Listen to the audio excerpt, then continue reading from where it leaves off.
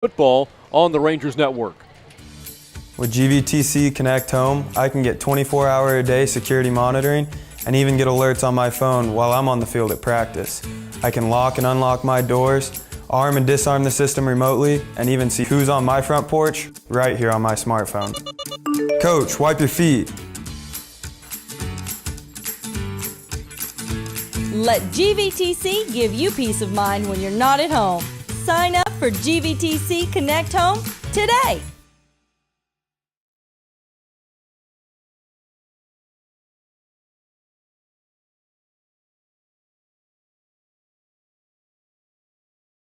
Let's go. Hurry up. Get the play in. Okay, here we go.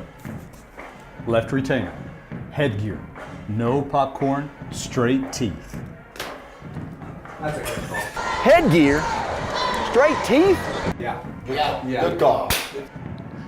What's going on here? I thought I left you in charge. It was a good call. It was a great call. It was a really good call. Okay. Run the play.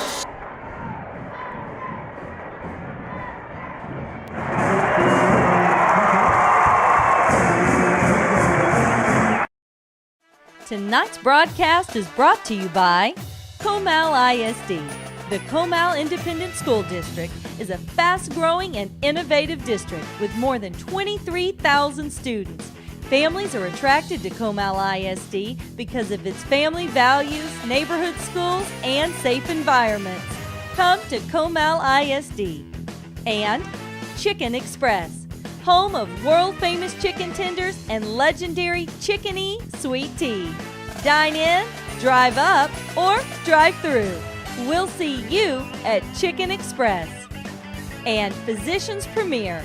Our conveniently located freestanding ERs are fully equipped and expertly staffed so you get the best care closest to home.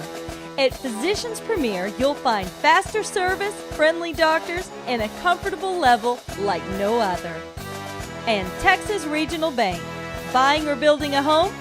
We have construction and mortgage loans to help. For all your personal or business banking needs, Texas Regional Bank.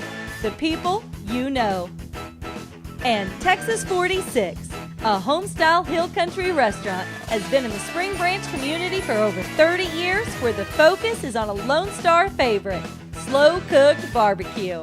We can cater or host your next large event, too. Welcome to Texas 46.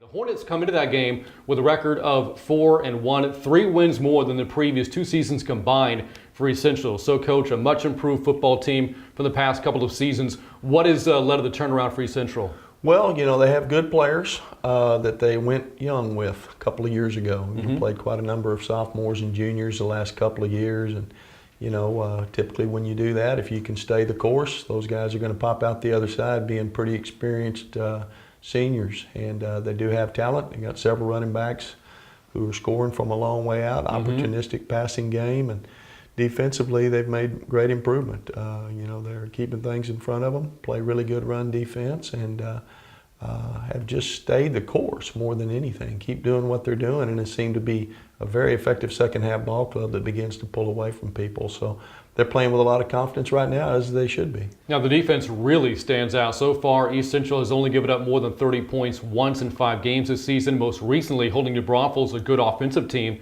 to just 12 in a Thursday night win last week. What does East Central like to do on defense? Well, they're primarily a 3-down team or a 3-4 team, but we'll play some 4-man front as well. And their safeties are very active in run support, puts their corners on islands a lot, and they've been able to stay on islands and cover. So, you know, they try to take away what you do best and not give up big explosive plays. Been very successful in doing that. You touched upon the offense. East Central wants to pound the rock. The Hornets want to run the football, and as you said, they're going to distribute the ball fairly evenly, although Michael Stevens has been the leading rusher so far this season, over 400 yards through 5 games. Have you played a team whose offense is comparable to what East Central is going to want to do? Well, you know, as far as structure, you know, the type of plays and formations you line up, they're very similar to Midland League. a lot of power, a lot of zone right at you, and then if you cram it all in there, they'll throw it quick out to those receivers and let them make plays. So similar in style to that, build it around the running back, although the quarterback is a run threat as well. So I don't think they want to be mysterious as far as what they do. We want to be really good at what we do, and can you stop it? I think that's more their approach, and they've been very successful with it. Now, this is another 2-year window in which you're in a district with East Central, which means for you another trip down to the East Central High School campus, a trip down memory lane for you. How much do you enjoy getting to revisit the alma mater? Well, if we win, I enjoy it a lot. If we don't, it'll be just like any other campus. But obviously, a lot of warm and dear friends still live out that way. Kids are either going to school or have gone to school there. There'll be a handful of people that I know at the ball game, and I'll know both alma maters. But that's a school I used to go to. This is the one I work at now. This is the one I'm vested in. So there's no question where my sentiment will be on Friday night. And Coach, what do you see being the biggest keys to the game against East Central? Much like last week, I think we've got to continue to create some explosive plays, and limit theirs. They've made a living on it. A week ago, we made a living on it. And who's going to stop each other's big chunk plays? And then the usual things, the turnovers and no gifts. And if we can't move it, let's punt them back, play good defense, and see if we can stop them and create another play through kicking game. So those are cliches. There's a reason they're cliches. It's because they were true then and they're still true now. All right, Coach, best of luck against East Central. You got it. We've got spirit. Yeah, we do. Fill up your tank and support the Rangers, too. When you get gas, look for the Rangers Spirit Pump, because Pit Stop and Fishers are donating a percentage of sales from that pump to the Smithson Valley Athletic Booster to support our student athletes. Get gas here and fill up the Booster Club's bank. Here's where you can find your spirit pumps. When you see it, pull up and fill up, Rangers.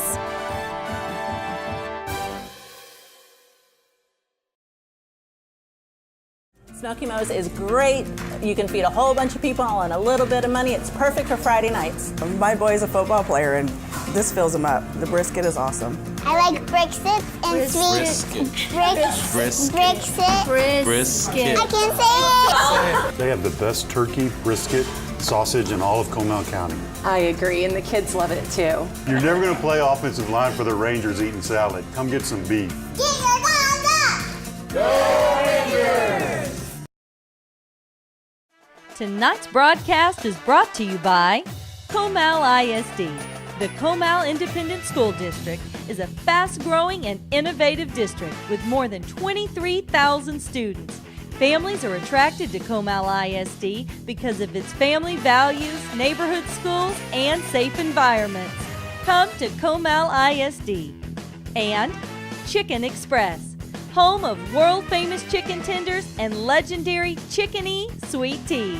Dine in, drive up, or drive through. We'll see you at Chicken Express. And Physicians Premier. Our conveniently located freestanding ERs are fully equipped and expertly staffed so you get the best care closest to home. At Physicians Premier, you'll find faster service, friendly doctors, and a comfortable level like no other. And Texas Regional Bank. Buying or building a home? We have construction and mortgage loans to help. For all your personal or business banking needs, Texas Regional Bank. The people you know. And Texas 46, a home-style hill country restaurant, has been in the Spring Branch community for over 30 years, where the focus is on a Lone Star favorite, slow-cooked barbecue. We can cater or host your next large event, too. Welcome to Texas 46.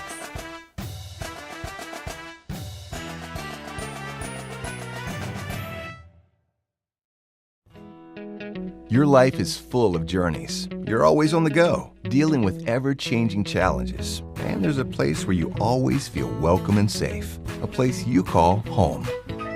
But you can't be everywhere at once, or can you? Honeywell Total Connect keeps you connected to your home no matter where you are.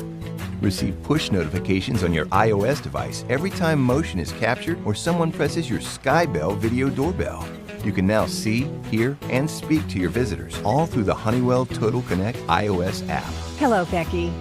Hi, Aunt Susan, I'm here. Sure, I'll open the door for you.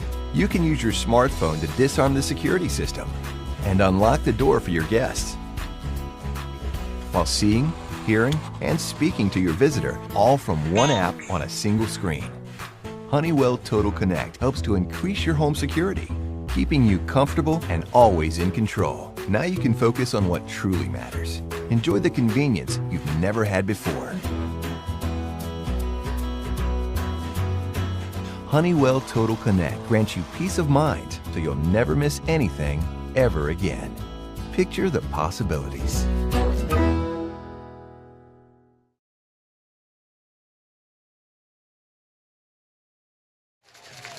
Welcome back inside Hornet Stadium in San Antonio for this 26-6A matchup between Smithson Valley and the East Central Hornets. The Rangers 1-3. The Hornets are red-hot 4-1.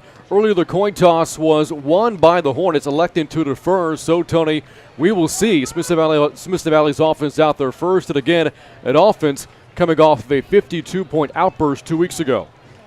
And you look at this game, a game of a team that's second in the district versus a team that's sixth or tied for whatever that is at 1-1, tied for third.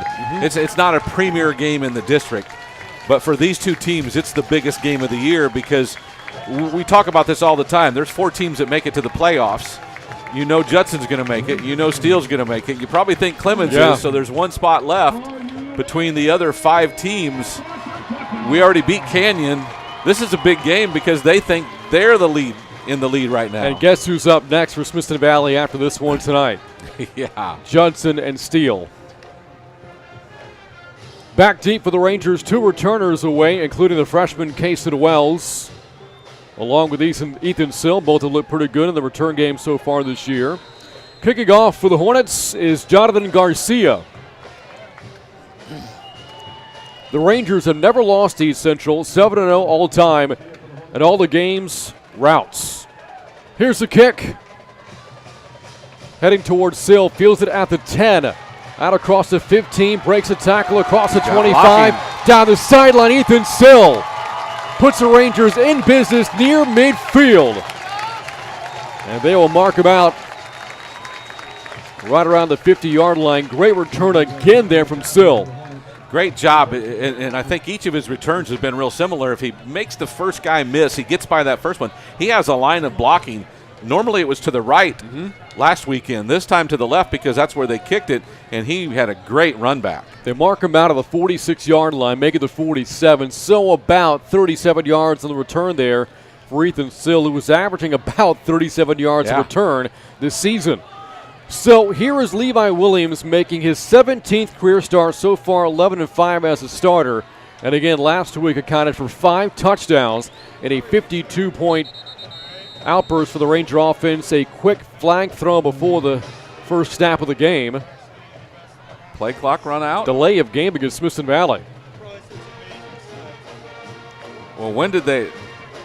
There's no way a 40-second clock ran out on us. I mean, we just took the field, so that's a quick. I think Larry Hill's asking as well, how did that clock get there already? Flags have been a bit of an issue for the Rangers so far in district play. 7 penalties in each of the first 2 26-6A games. So, 1st and 15 from the 42. The senior quarterback with a quick throw to Ethan Sill, charging forward inside of midfield. And down to the Hornet, 49-yard line. The Rangers there pick up about 9 yards. That'll set up 2nd down and 6. With 2 receivers set to either side, you just had the outside receiver go up and block. He caught the ball in the slot and had some room to run. We see Sill check out, or actually Kason Wells, beg your pardon, check out a receiver. Draylen Radaball checks in. Big Ranger offensive line, we spoke about that a couple of weeks ago, and a new starter left guard tonight, Nathan Muchagemba. On 2nd and 6, handoff to Sill, running left. He's got space inside the 40 and down to the Hornets' 37-yard line. A lot of Ethan Sill so far tonight for Smithson Valley. Well, 3 plays, including a kickoff return, and he's been the ball carrier on all 3. That just the jet sweep that he caught moving. Got some great seal blocks from the left side of the line and had plenty of room to go. Mentioned Muchagamba, 6'4", 270, a sophomore left guard tonight Filling in for Merrick Everett, who is out for this game for the Rangers. You have Logan Smith, the left tackle, 6'4", 245, the center. Devin Smith, 6'4", 240. Run play on first down. Up the gut of the Hornet defense and to the 31-yard line. That'll set up second down, and about 6 to go, as Jacob Fortone has the carry for the Rangers. Again, an effective game. Running the football a couple of weeks ago. And now second down, and yes, a gain of 6, so 2nd and 4 to go. Well, we didn't see Franco take the field last week. Frash had a game that was decent, another one. Fortone came in and really set the tone. Now Franco in with him. On second down and 4 for the Hornet 31. It is a sweep for Fortone, trying to cut it back to his right, and the Hornets drag him down. He'll lose yardage on the tackle there for East Central was Michael Brown, the team's leading tackler. A loss of 2 makes it 3rd down and 6. And Christian Kaufman, the right side tackle, kind of forced up the field. Fortone had a chance to get outside where he had some blocking, but I think it was Kaufman who kind of set the tone inside, and then Brown came and cleaned it up. The right side of the offensive line, right guard Taylor Brooks, 6 feet 260. The right tackle Ronald Copney, 6'5", 260 as well. Here's a shot towards end zone on 3rd down for Sill. Overshot, though. Levi Williams for Sill with good coverage down the field as well from D'Angelo Rosemond. That'll set up 4th down and 6 for the Rangers in what should be 4-down territory. Good coverage on the play. Tried to find Still down the sideline. Levi had good time, so that's something to watch. I mentioned Copney. I cheated him 20 pounds, 6'5", 280. And again, committed to play at Texas State. So here we go. 4th down offense for the Rangers. 4th down and 6 at the East Central 33. Snap back to Williams. Here's a Hornet blitz. Williams on the rollout. Running out of time. Throws the ball to Gilliam. Broke it up, though. Nice defensive play made by Sebastian Rodriguez.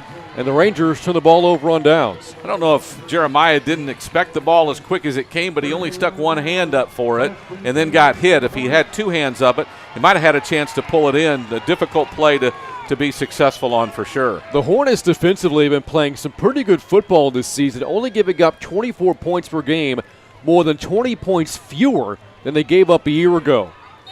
And now the Hornets offense out for the first time, taking over on downs at their own 33. And here is senior quarterback Austin Traynor.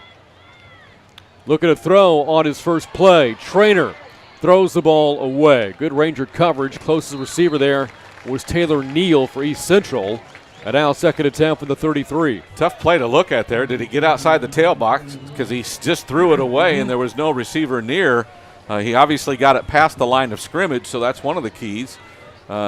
He was back there a long time to just throw the ball nowhere. Again, tonight we are watching number 5, Michael Stevens, there in the backfield along with Traynor and Rosemond, a tailback, but right now lined up in the slot for the Hornets on 2nd and 10. And now he comes in motion. Rosemond on the pitch, has a block to the outside across the 40-yard line.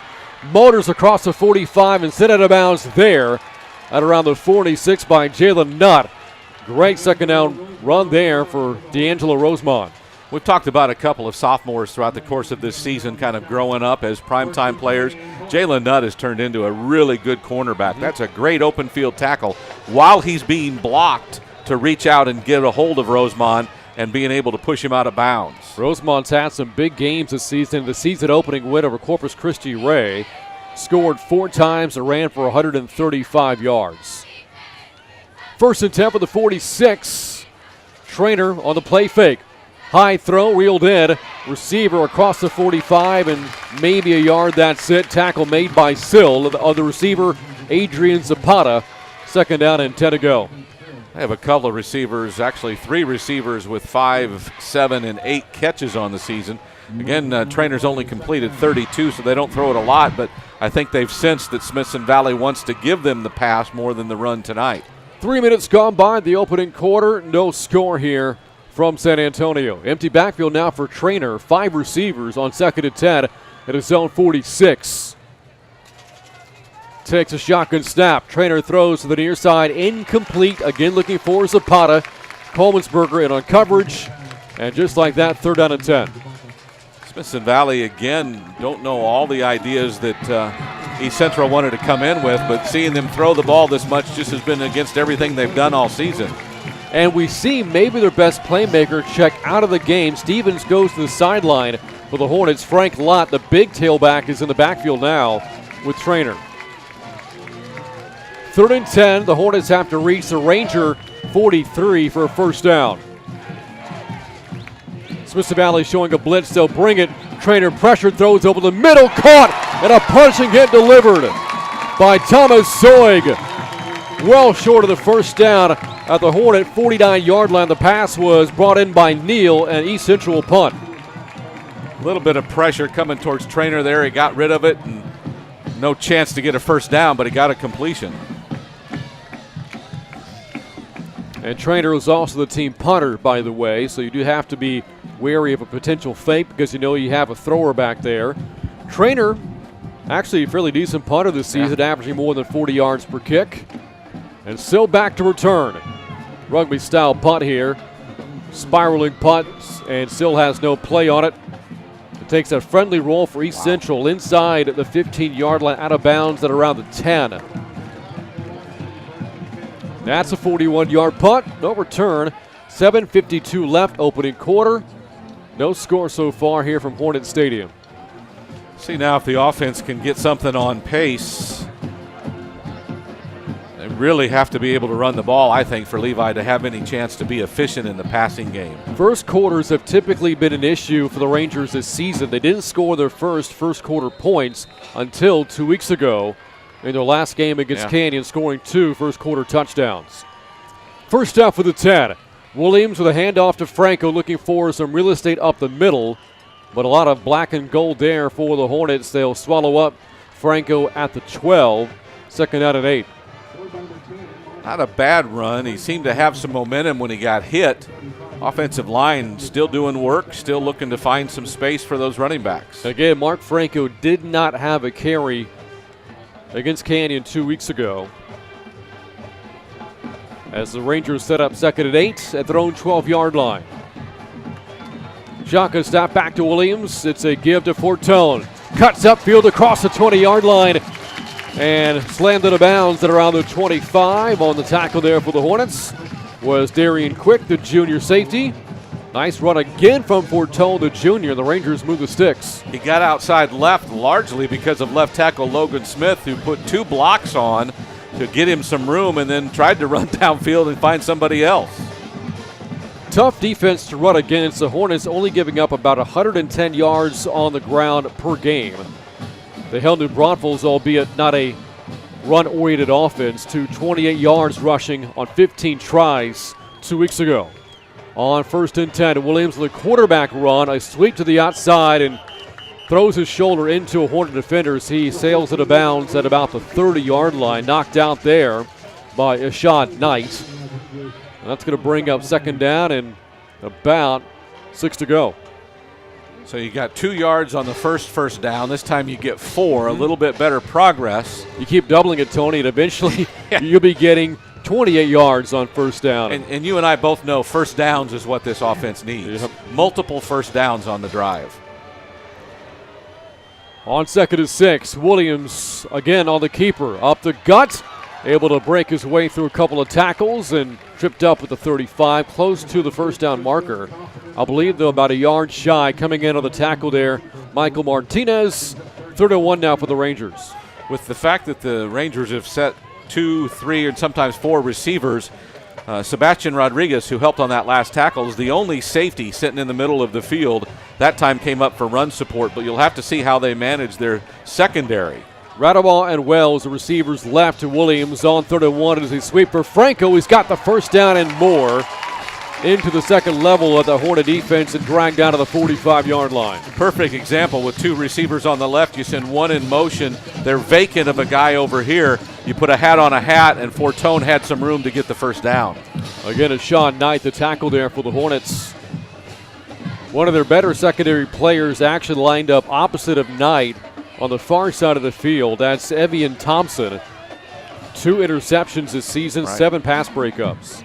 On 1st down and 10 for the 45. Pass towards Thompson, the defender we just spoke of, defending against Wells. Incomplete pass.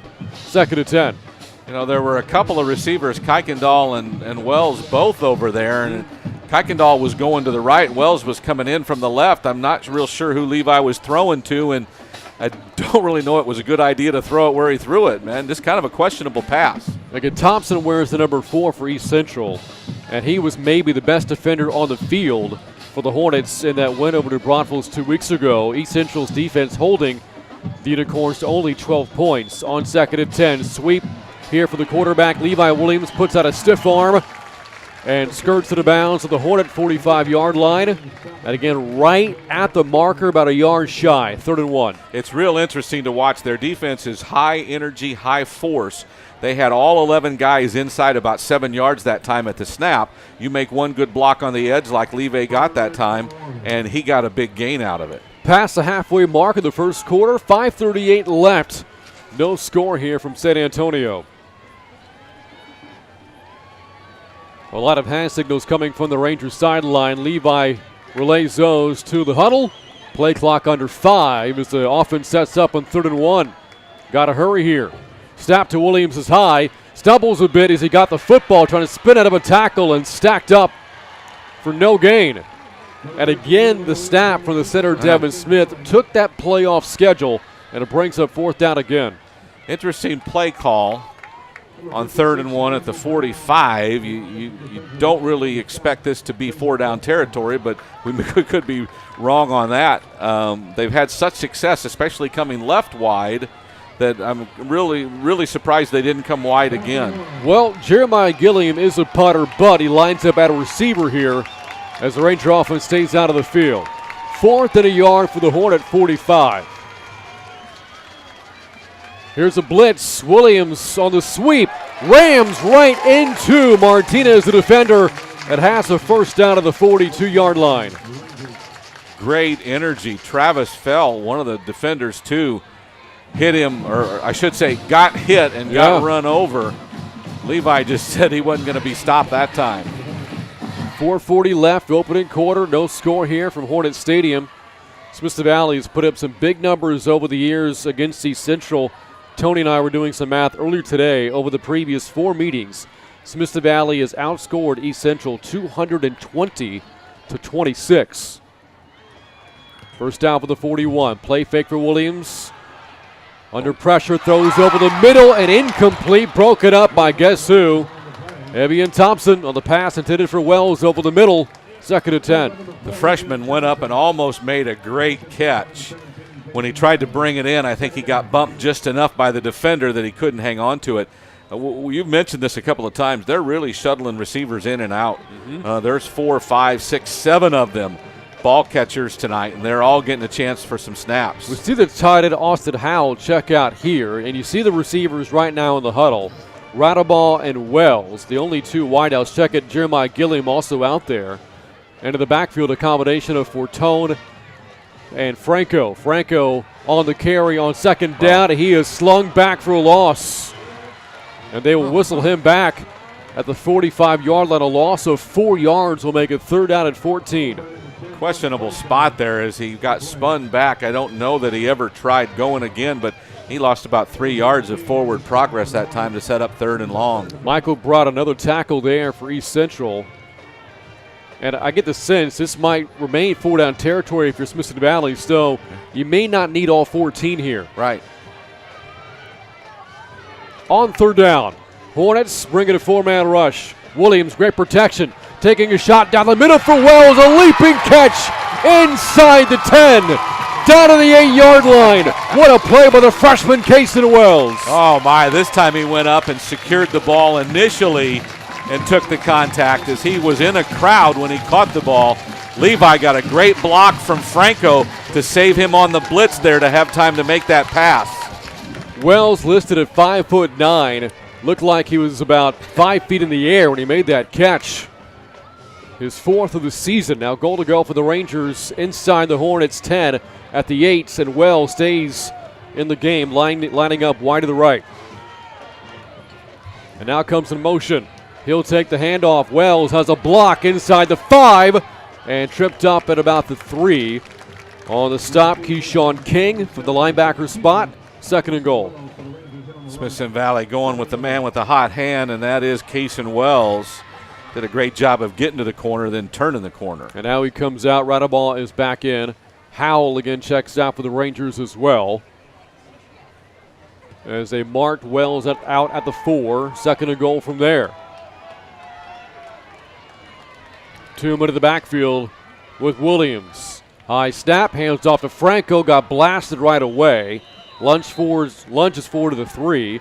Ricky Rodriguez, the linebacker, in the tackle there for the Hornets. And now 3rd and goal. One of their inside linebackers who only had 6 tackles coming in. Rodriguez did a nice job of reading that one and stepping right into the hole. East Central playing for its 3rd win in a row. The Rangers playing for the 2nd win this season. As Fortone will check out of the game here for Smithson Valley. Checking in is Eric Tietzman. He flanks out wide left, and 2 receivers to the right of the senior quarterback, Levi Williams, on 3rd and goal. Williams throwing for Tietzman. A jump ball, makes a catch over the shoulder. Touchdown, Smithson Valley. Wow. That was an impressive catch by Tietzman, who slid his body to the outside, got pinned the defensive back on his hip, and really Levi threw it right where no one else could get it but him.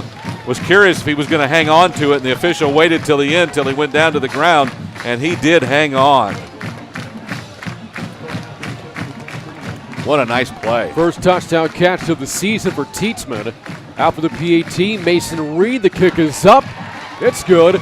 And the Rangers have struck first here, San Antonio. 2:21 left, opening quarter. Smithson Valley 7, East Central nothing. This is Smithson Valley football on the Rangers Network. With GVTC Connect Home, I can get 24-hour-a-day security monitoring and even get alerts on my phone while I'm on the field at practice.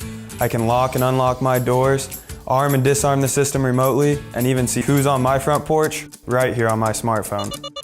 Coach, wipe your feet. Let GVTC give you peace of mind when you're not at home. Sign up for GVTC Connect Home today.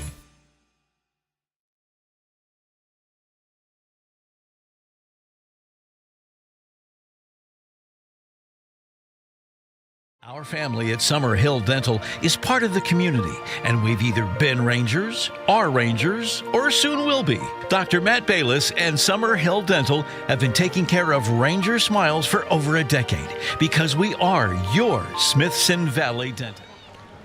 And welcome back inside Hornets Stadium. A little more than 2 minutes to go in the first quarter, 2:21. In fact, Rangers on top, 7-0. And kicking off following the touchdown pass, Williams to Tietzman. And the kickoff will sail out of bounds off the foot there of Mason Reed. Now the Hornets will start at their own 35-yard line, down 7-0. Smithson Valley marching 90 yards in about 5 minutes on the drive. And again, ending on 3rd and goal. A corner route run there by Tietzman. Perfect pass from Levi Williams. His 4th touchdown pass this season. And now the 29th of his career. So instead of taking the ball to 35, Hornets head coach Joe Hubbard will challenge the Rangers to kick this again.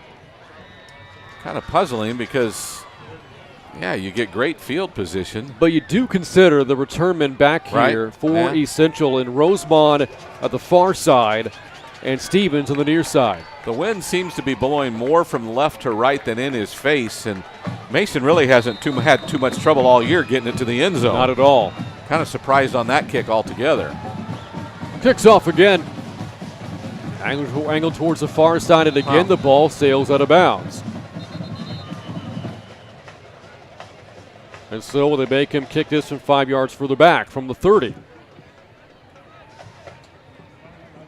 On the kicking team, 5 yards from the previous spot. Repeat the kick. And yep, that's what Coach Hubbard wants to do. He'll make Mason Reed try this for a 3rd time. I don't know that I've seen that in a long time with the yardage you get out of a kick out of bounds. And Coach Hill, will bring in the troops and talk to them about the approach on this upcoming kickoff. A look at the 26-6A standings, by the way. Again, no games played last week. All 8 teams on a bye. There was one game played last night, won by Judson over in Braunfels, 37-11. The Rockets now in first place all alone at 3-0. In second, East Central, 2-0 record in 26-6A play. Do you think Mason wants to kick it to the right corner? You think that's where he's aiming? Appears to be. And now he comes the opposite way. Stevens fields it at the 20 and will head it off to Rosemont. Rosemont across the 40. Gets a block. Cutting it inside. The kicker, the tackle, Reed, at around the Ranger 39-yard line. And now maybe we know why Coach Hubbard wanted the Rangers to kick the football. Maybe we do. Big return there from D'Angelo Rosemont. And the Hornets in business trying to respond to the Ranger drive. 1st and 10 of the Smithson Valley 38 to start this next possession. Rosemont's the running back who had the big 73-yard touchdown run against New Braunfels that kind of turned the tide in that win. Came early in the third quarter for East Central. Trainer on 1st down. Hands off to Rosemont in the backfield, slung for a loss. Zoig shot right through, as did Trey Witcher for the tackle. Back at the 40-yard line, loss of a yard there. Will set up 2nd down and 11. The funny thing about Trey Witcher is he's still only a junior. He's made some plays last year as a sophomore, this year making more as a junior. He's a heck of a defensive tackle. Actually loss of 2 there, so 2nd and 12. And on 2nd down, Trainer facing a blitz, throws to his left, it's complete. And Romano able to finally bring down the receiver. Also in there on the tackle for the Rangers was Zoig. Catch was made by Jordan Perry, just his 3rd catch this season. Picks up about 4 yards there to bring up 3rd down, and we'll call it 7.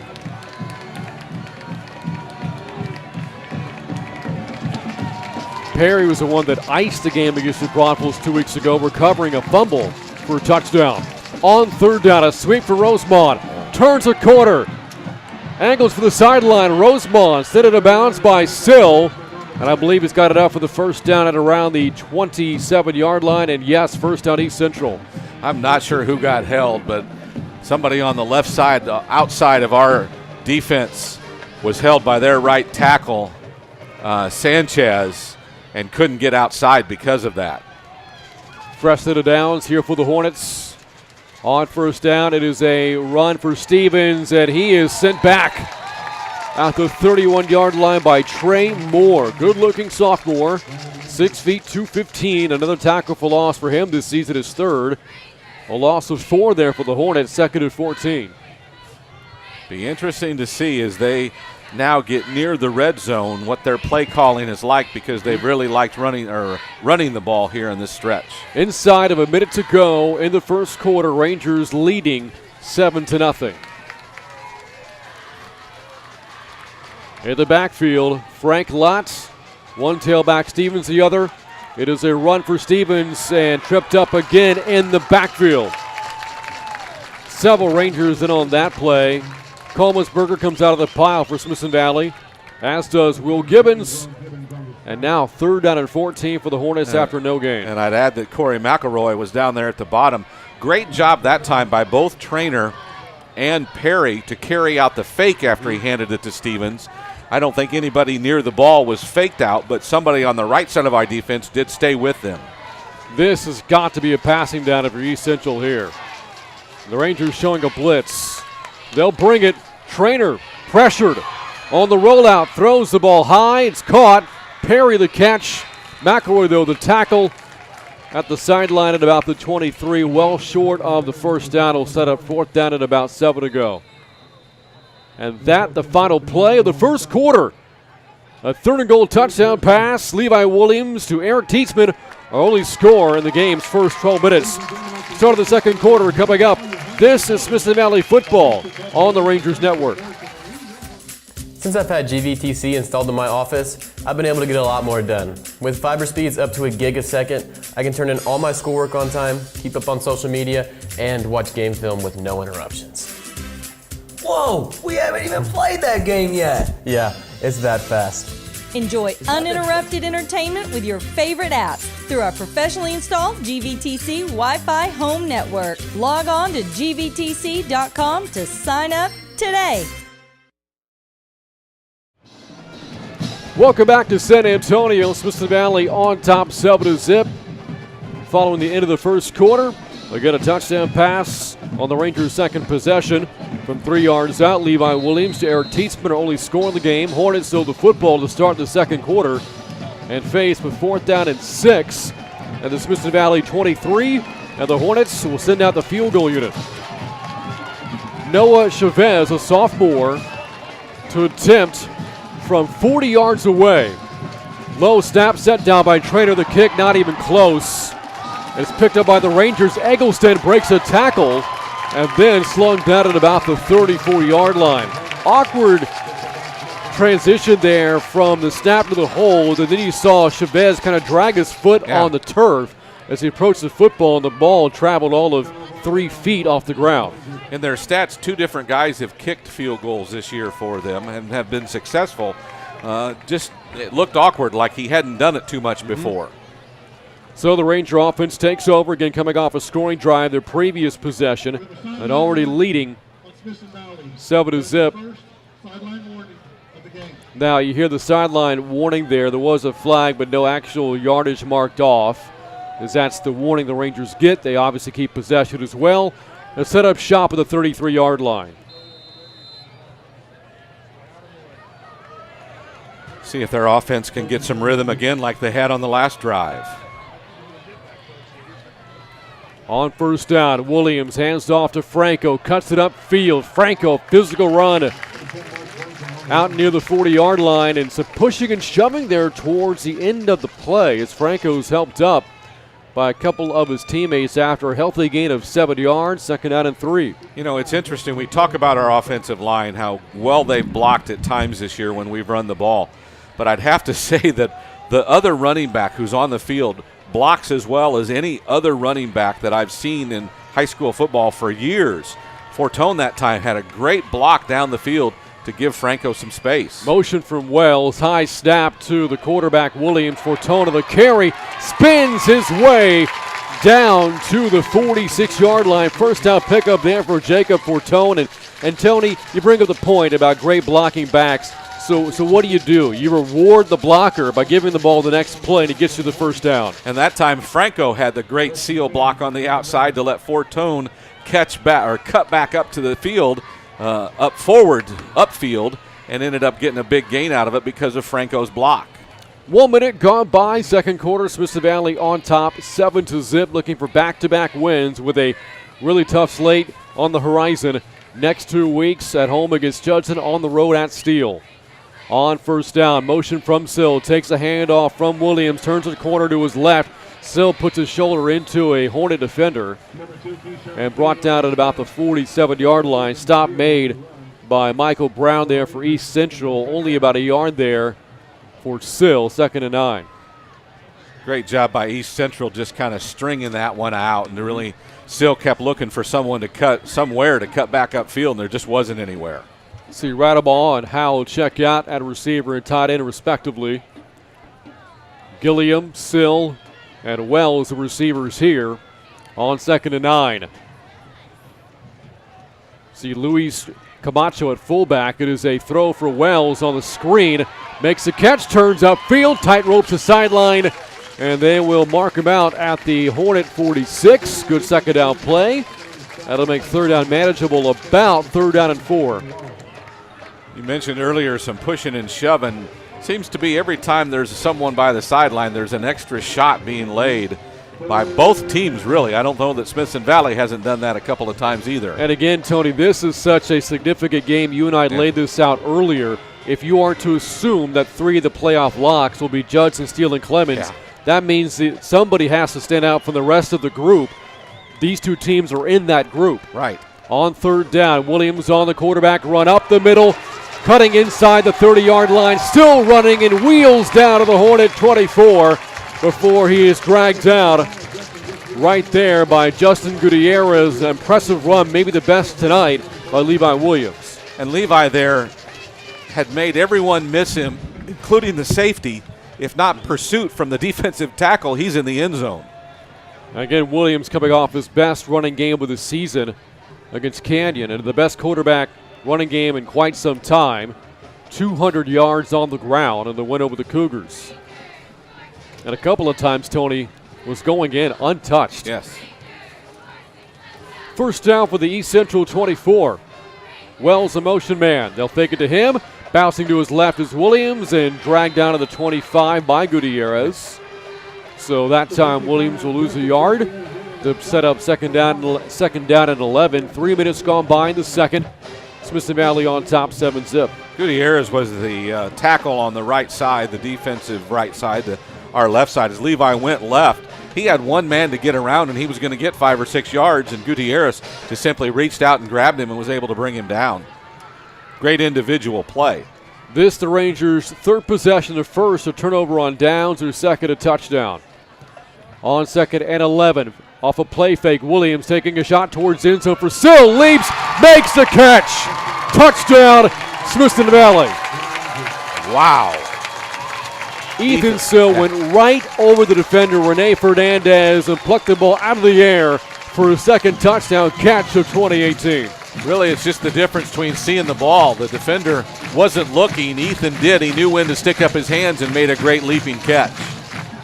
So Levi Williams, first 3 games this season, really tough trying to get into a rhythm in the passing game, but dating back to 2 weeks ago against Canyon and tonight, in far better shape as we see Stevens run right behind the Ranger kick block unit, or kick protection unit, I should say, a blatant offsides against East Central. So the Rangers will inch closer for this PAT from Mason Reed. The holder is Gilliam, and the deep snapper is John Beck. They actually put it right back at the 3-yard line. So Beck to snap to Gilliam for Reed's kick. At a 14-0 lead, and the kick is blocked. And it is picked up by Thompson on the return. This could be worth 2 points. Thompson down the far sideline and steps into bounds at around the 40. So you'll hold your breath moment there for Smithson Valley, and the lead remains 13-0, 8:32 to go, second quarter. This is Smithson Valley football on the Rangers Network. Let's go. Hurry up. Get the play in. Okay, here we go. Left retainer, headgear, no popcorn, straight teeth. That's a good call. Headgear? Straight teeth? Yeah. Good call. What's going on here? I thought I left you in charge. It was a good call. It was a great call. It was a really good call. Okay. Run the play.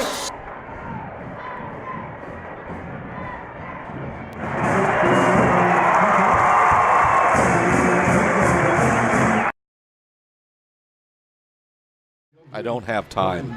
And welcome back to San Antonio. Smithson Valley on top. Now 13-0, 8:32 to go in the first half, coming off a 9-play, 65-yard drive that came after the Rangers got a blocked field goal, and then the Hornets, lo and behold, later get a block on the PAT, and so it is a 13-0 Ranger lead. Drive ending on a touchdown pass. Williams, the second tonight, to Ethan Sill, his second touchdown catch this season. Kickoff from Mason Reed with the wind to his back, and again a very slight breeze. Kicks up ball deep into the end zone, and the Hornets start at their own 25-yard line, trailing 13-0. You know, you look at all the flags. The American flag is in the end zone, barely moving. The flags on their side of the stadium look to be, again, going away from us. So as when Mason Reed kicked off the first time, they were left to right. Maybe that's why it went out of bounds right both times. But he didn't seem to be able to get the ball up the field at all, and this time. What? I think they're calling Smithson Valley for having been offsides on the kickoff, so Mason Reed will have to do this from 5 yards further back.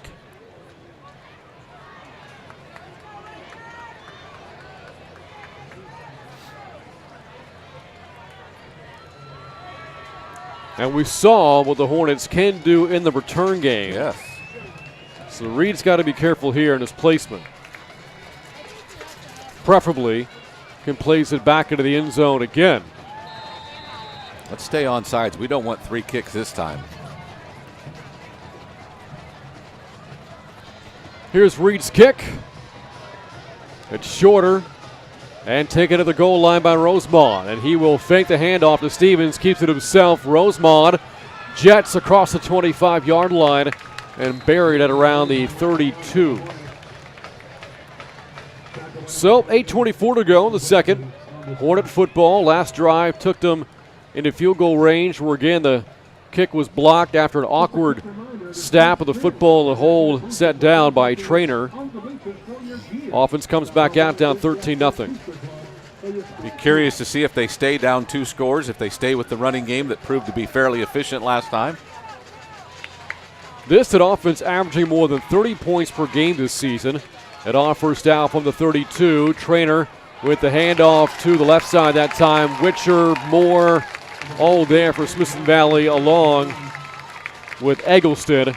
Not a whole lot there for the Hornets. In fact, no gain. It's 2nd down and 10 off the carry there for Frank Lott, his first tonight. You could say that the defensive line of the Rangers tonight has been the most dominant of these 2 lines. Their offensive line has been able to open up holes all year, but not tonight. On 2nd and 10. And they will flip it to Damon Davis. Has nowhere to go. Mora get another play for Smithson Valley coming from his defensive end spot. Finished off by Eggleston. A loss back to the 28-yard line. A loss of about 4 yards there. 3rd down and long. And I got to believe their offensive line are going to start questioning one another. There is so much penetration from the defensive line that play, which took a long time to develop, was blown up by the time he got there.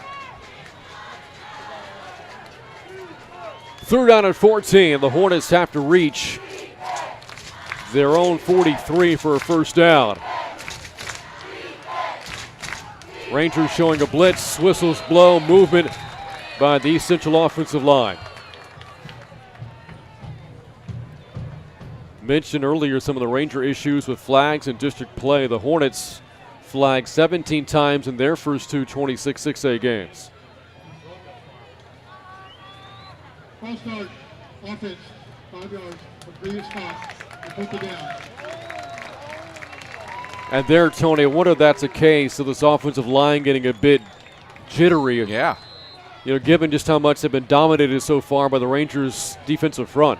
I don't think there's any doubt they want to get off a good block, and somebody got in a hurry. So it has gone from 3rd down and 19 to 3rd down and 24.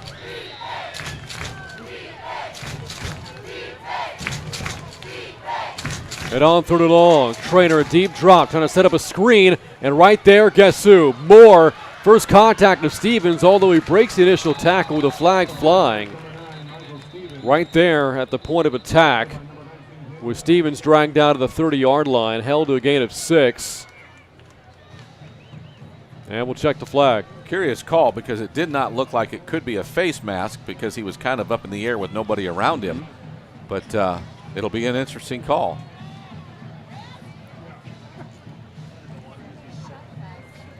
A long discussion for sure. About to hit the halfway point of the second quarter, 6:05 left. Rangers leading 13-0. 2 touchdown passes so far tonight for Levi Williams. No flag. And they will pick up the flag. Just an interesting tidbit. You mentioned as we near the midway point of the second quarter, this drive has gone on for almost 2.5 minutes. And didn't net a first down. And it didn't get a first down. Yeah. That's 2 minutes of game time. How much of real time? A week? Out to punt is Trainer, still back to return. Trainer against the rush gets off the rugby-style punt, and Sill will watch it bounce inside the 35, rolls down to the 31-yard line. Ranger ball on top by 2 scores. Mentioned the touchdown passes so far tonight for Williams gives him 30 in his career. Now a touchdown interception ratio of 30-8 in 17 starts at Smithson Valley. And what, 5-0, 5-0 this year? That's correct. Completion percentage leaving a lot to be desired coming into the game. Through his first 4 starts this year, Williams 45 of 111 in pass attempts. A completion percentage of 41%. But, again, you got the sense that the rhythm was established last week. or 2 weeks ago in the last game, and has picked up from where they left off. On first down, it is a reverse to Wells on the handoff from Franco, running left across the 35-yard line, and the freshman stumbles forward to the 40. Good for 9 yards. The offensive line did a great job of selling it almost like pass blocking as they kind of tried to hold their men out. And then the best block of the whole run was Fortone out on the right or on the left edge. This Smithson Valley's first visit to Hornet Stadium since 2016, a game the Rangers won then 65-6. And it wasn't that close. Outgained the Hornets in that game 535 yards to 71. On second down and short, it is a run for Franco. Bounces off the first tackle attempt and muscles his way across the 45 to the 47-yard line. Gain of 8 there for Mark Franco, and the Rangers move the chains. Center Devin Smith and their tackle Christian Kaufman have gone out at man-on-man 2 plays in a row and ended up somewhere in the backfield on both plays, getting up as the last 2 guys to get up off the floor. It'd be interesting to see if that continues. See Gilliam and Wells, the receivers here. The tight end Howell also out there on first down. High snap for Williams, gathers it in on the run. The senior quarterback on the move, and he will shoot out of bounds at around the Hornet 45-yard line. That's good for about 8, 2nd and 2. Every coach that went into this game last night or tonight had 2 weeks to prepare for its opponent. What we've clearly seen from Larry Hill in this game is they're sending motion away from the direction they're running. That's been the 5th or 6th time they've done it tonight, obviously trying to take a tendencies of the overall speed and pursuit of the Hornets and make them miss, and we've got some nice runs out of it. On second down and 2, handoff to Fortone. Cuts up the middle, slicing back to his right. A flag flies in. As it stands right now, first down for Fortone, but this is usually in the neighborhood of a hold. That'd be the guess right now. Not real sure who we saw, and without the evidence of replay, we can't see officially who did it, but it is holding against the Rangers. I mentioned earlier, by the way, there was 126-6A game played Thursday, won by Judson over New Braunfels 37-11. Tonight, Canyon hosting Clemens, their Cougar Stadium, and San Marcos, the district newcomer, on the road facing Steele.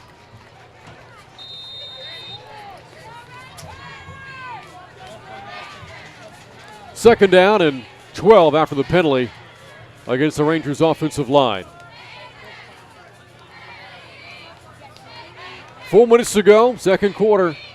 Smithson Valley in control so far, leading 13-0. On second down, Williams back to throw, facing a blitz, takes a shot down the field, down the sideline. Gilliam, a jumping attempt, Did he make it? He did. Lands on his back and makes a catch to the 24-yard line. Coverage by Rodriguez, I think. That Gilliam just did what I thought Sill did in the touchdown, is he just waited till the ball got close. He's the only one looking at the ball because the defender isn't, and goes up and gets it. Well, how about the plays the Ranger receivers have made tonight as East Central calls for a timeout? You go back to the touchdown of the first quarter by Eric Teetsman, ran a great route to get behind the defense. Ethan Sill on his touchdown catch took the ball away from the defender Rene Fernandez, and on that grab there, Gilliam again facing good coverage, outplayed the defender to get to the football, and Smithson Valley's receivers are having themselves a ball game so far. We've talked in each of the previous 4 games, this being the 5th game, who would step up and play. We've seen a number of them step up tonight. Well, the Hornets at their first time out, they have 2 remaining with 3:49 remaining here in the first half. And remember, Smithson Valley will get the football to start the second half. East Central won the coin toss tonight, and they elected to defer. We talked about the East Central drive, took a little over 2 minutes of game time and didn't get a first down. The Rangers have got a couple of first downs, and they're still under 2 minutes on this drive. Very efficient from Smithson Valley, trying to build upon this 13-0 lead. They beat the Hornets a year ago at Ranger Stadium 54-0. Big game for Levi Williams in, completing 11 passes for 242 yards. And nearly half of those passes, 5 of them, good for touchdowns. On first down, run here up the middle. A lot of room for Franco. Bolts inside the 15 and down to the Hornet 13-yard line, gain of 11 and a first down. Did he see a hole or what? He kind of started out going to the left and turned right away, and there was a room there to drive quite a big vehicle through. Offensive line seems to be really picking up the momentum. Not a ton of size up front for East Central across the front of this 3-4. And on first down, Williams operates out of the shotgun on the quarterback keeper up the middle. Darts up to about the 10. That's good for 3. Second and 7. You look at the starters up front. Christian Kaufman, maybe their best defensive lineman, 6 feet 225. The nose tackle, Austin Respondek, 6'1", 225. And Justin Gutierrez, also 6'1", 225. You play at 3-4, Tony. You want the guys tipping the scales at around 270, in some cases at the nose guard position, 300 pounds. You would hope so.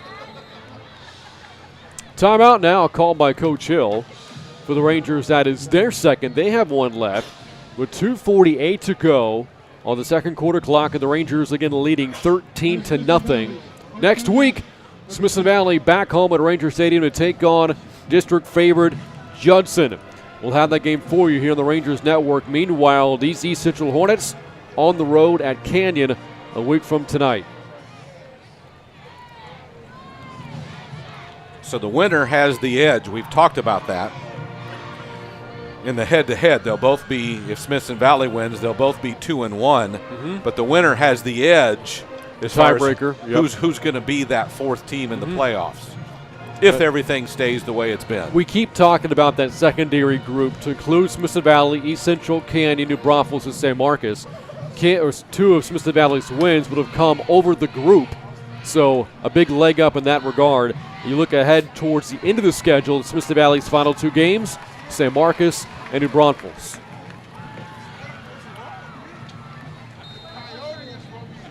Mentioned Coach Hill calling for the timeout. This is a homecoming of sorts for Coach Hill, his alma mater, East Central High School here in San Antonio.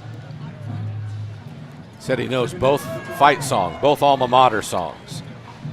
Haven't heard him sing them, though. Yeah. On the second down play, Williams on the play fake and the rollout pass complete to Austin Howell and walks in untouched for another Ranger touchdown.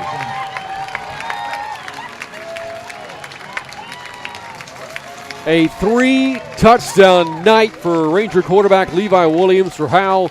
His first touchdown catch at Smithson Valley.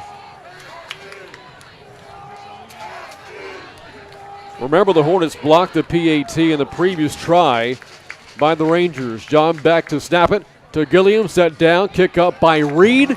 It's good, and the Rangers have a 20-0 lead with 2:42 to go in the second quarter.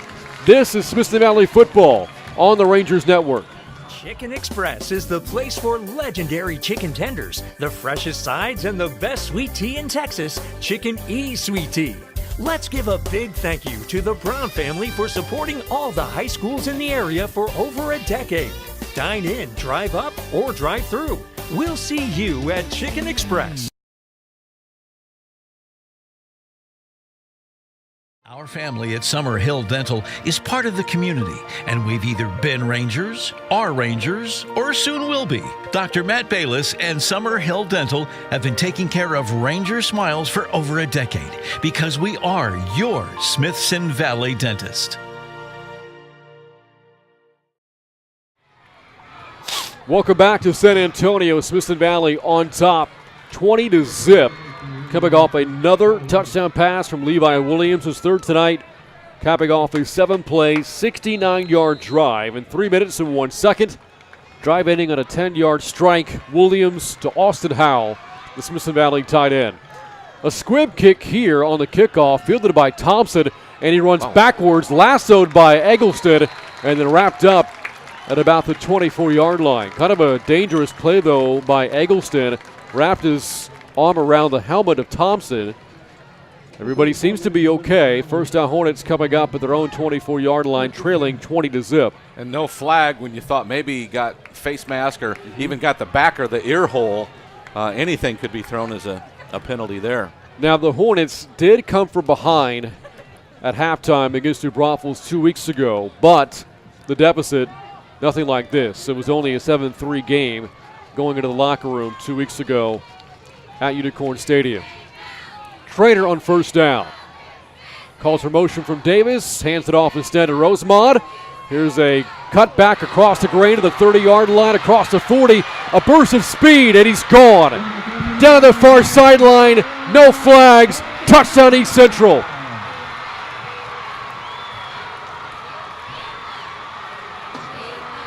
'76-yard run, D'Angelo Rosemond, his longest this season, and the Hornets have responded.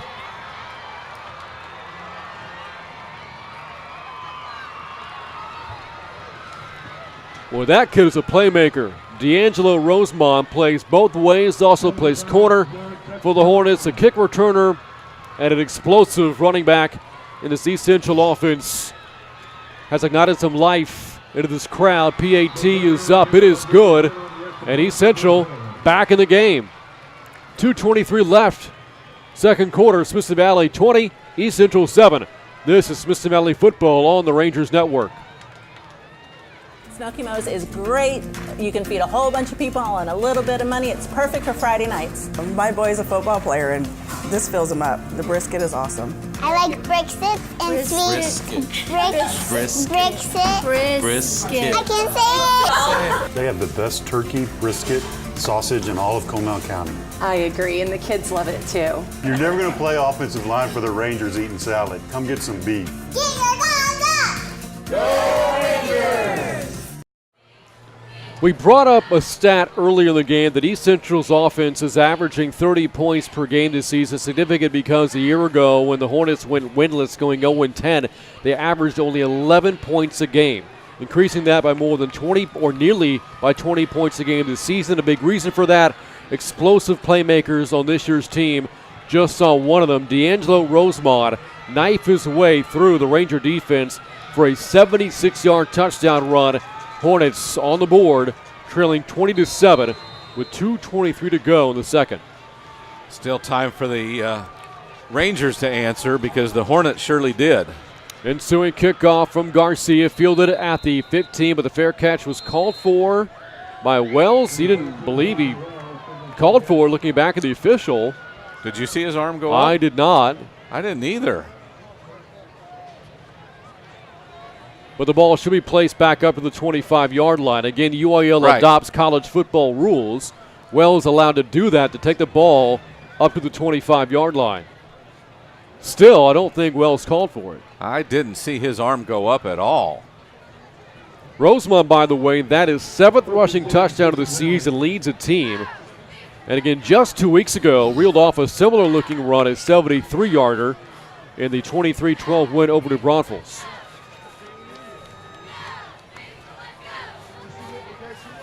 First down, Rangers at their own 25. It is a run for Fortone. To his left, trying to slice it back up the middle. And it takes two Hornets to drag him down at his knees at the 31-yard line for 6. Second down and 4. Interesting play call right off the start with the clock tight. Get a good first down run of 6 yards. Leads up to some different choices of play selection. Would think, though, that you have to abandon the run at some point, although you do have 2 timeouts left here in the half. But the clock is ticking inside of 2 minutes now, and you have to navigate 70 yards for another touchdown. On second down, here's a run again, this time from Williams to the outside of the 35. Sidesteps the defender and cuts his way down to the 40-yard line for 9. That'll stop the clock to move the chains with 1:40 to go. So now you expect the offense to move with a little more urgency. Again, yeah, the clock did stop for a moment.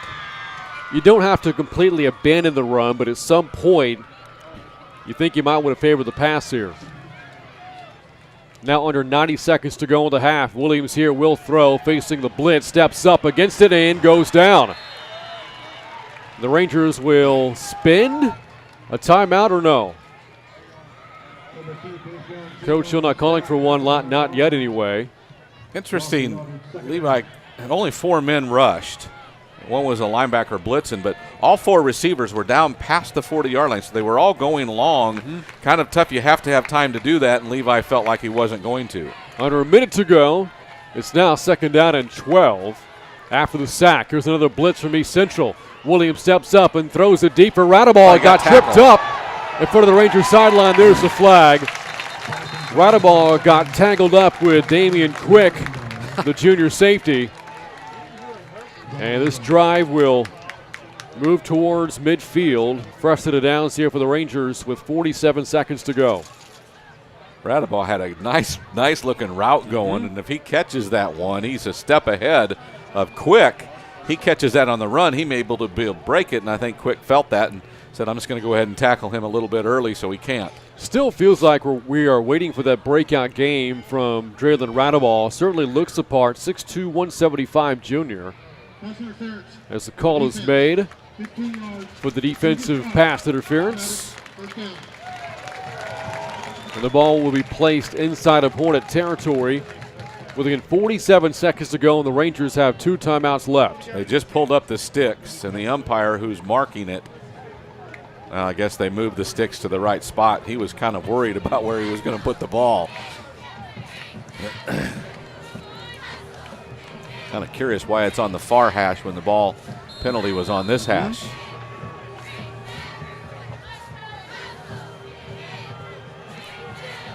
On 1st down, 3 wide here for the senior quarterback, Levi Williams.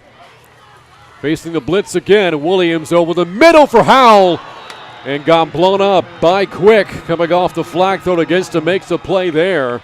2nd down and 10. Dangerous throw, though, there by Levi Williams. He kind of hung Howell out to dry a little bit. And Howell shake it up as well. Thought he was coming off, but will stay on the field as we do see Garrett Brooks and Radaball check out. Nick Kuykendall will check in. 43 seconds to go. On 2nd and 10 for the Hornet 48. Here's another blitz from East Central. Williams flushed out of the pocket. Airs out a pass down the field for Howell, but overshot him at about the 5-yard line. It stops the clock with 36 seconds left, and now 3rd and 10. That whole thing about protecting the quarterbacks is just in the NFL, right? Maybe a little bit in college because Levi got hit by 2 different guys there, and one of them was a little bit late. So 3rd and 10. Smithson Valley has to reach the Hornets 38-yard line rather for a 1st down. And again, 2 timeouts left for Coach Hill.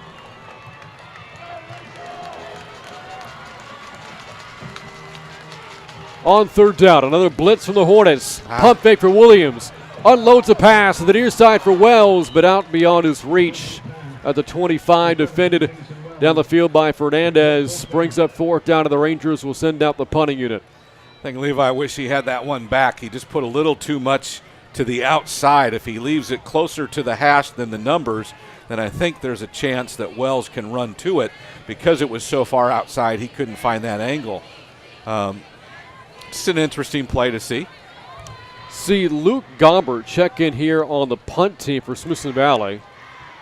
And Gilliam, the punter, will take the snap with the 41. Rugby-style kick for Gilliam. Wobbles inside the 20.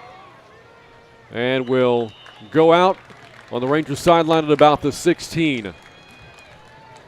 What do you think Gombert was doing out there? I don't know. I don't recall seeing him on punt formations before. I don't either. Maybe now our vantage point here, Tony, is a lot closer than it typically is. So maybe I'm just noticing him for the first time, but I did find that curious.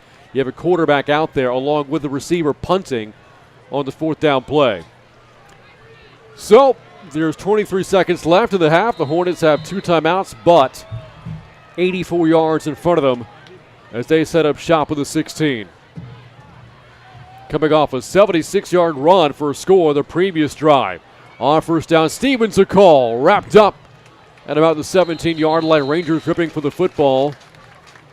But Stevens able to hold on to it, and that should end the 1st half. And it will.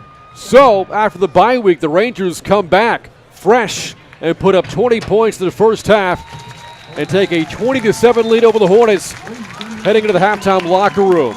Your score at the end of 2, Smithson Valley 20, East Central 7. Halftime coverage coming up. This is Smithson Valley football on the Rangers Network. Tonight's broadcast is brought to you by Comal ISD. The Comal Independent School District is a fast-growing and innovative district with more than 23,000 students. Families are attracted to Comal ISD because of its family values, neighborhood schools, and safe environments. Come to Comal ISD. And Chicken Express, home of world-famous chicken tenders and legendary Chicken E sweet tea. Dine in, drive up, or drive through. We'll see you at Chicken Express. And Physicians Premier. Our conveniently located freestanding ERs are fully equipped and expertly staffed so you get the best care closest to home. At Physicians Premier, you'll find faster service, friendly doctors, and a comfortable level like no other. And Texas Regional Bank. Buying or building a home?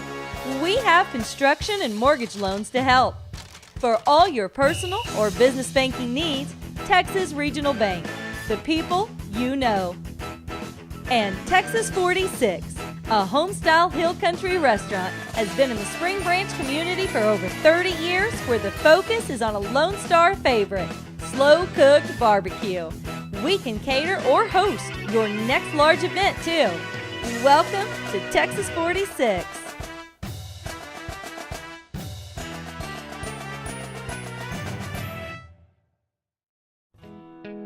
Your life is full of journeys. You're always on the go, dealing with ever-changing challenges. And there's a place where you always feel welcome and safe, a place you call home.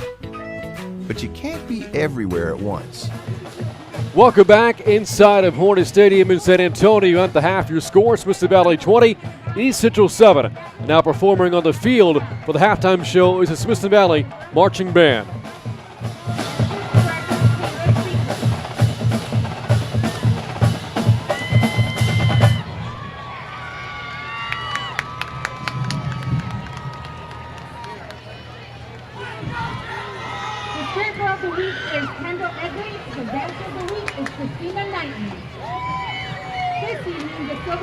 Would like to dedicate the performance to the September Teacher of the Month, Coach Jason Poppy.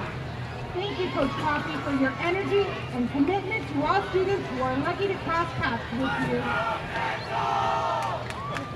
This evening, the Silver Spurs, along with the twirler Lauren McClure, will be performing a kick routine too, any way you want it. Now please welcome the award-winning Silver Spurs.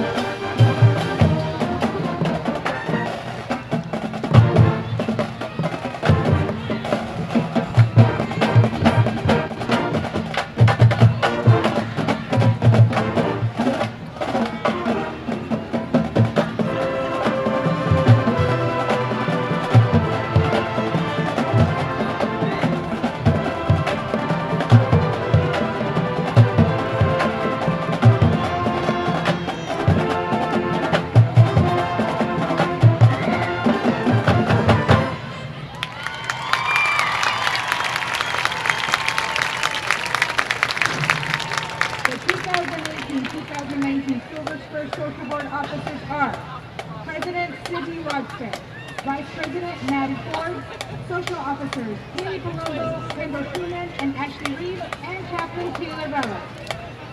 Next, the Ranger Band and Color Guard will perform the UIL marching show entitled Experiment 78070. The show will feature the music of Strauss, St. Franz, Mosier, Barber, Cacaturian, and Shostakovich. Please enjoy Experiment 78070.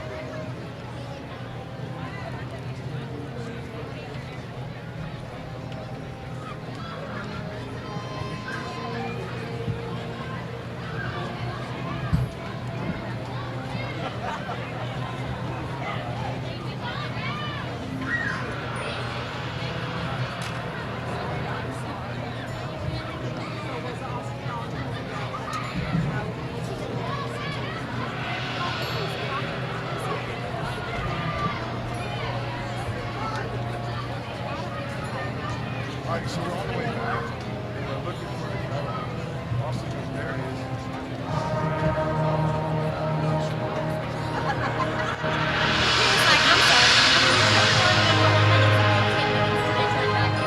So we take off, and he's like, no,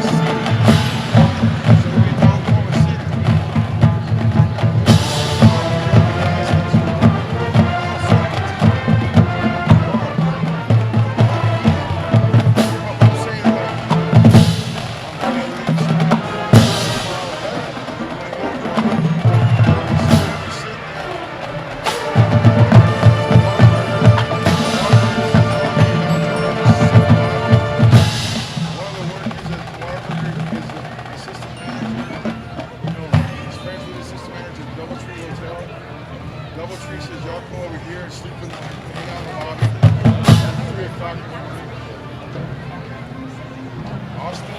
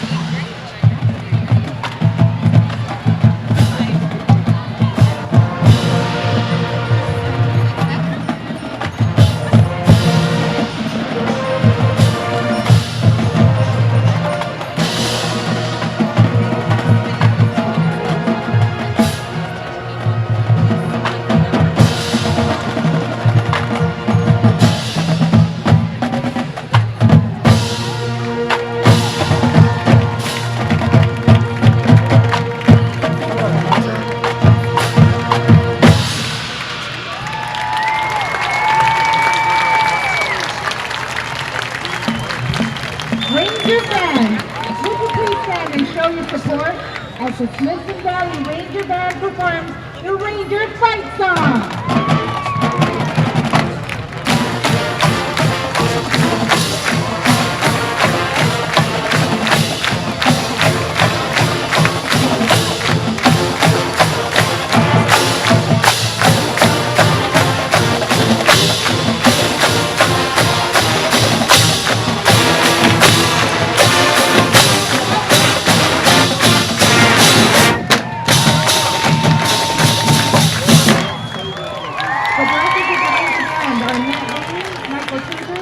And that again, the playing of the Smithson Valley Marching Band at halftime here from East Central. You score in San Antonio. The Rangers 20, East Central 7. More halftime coverage coming up.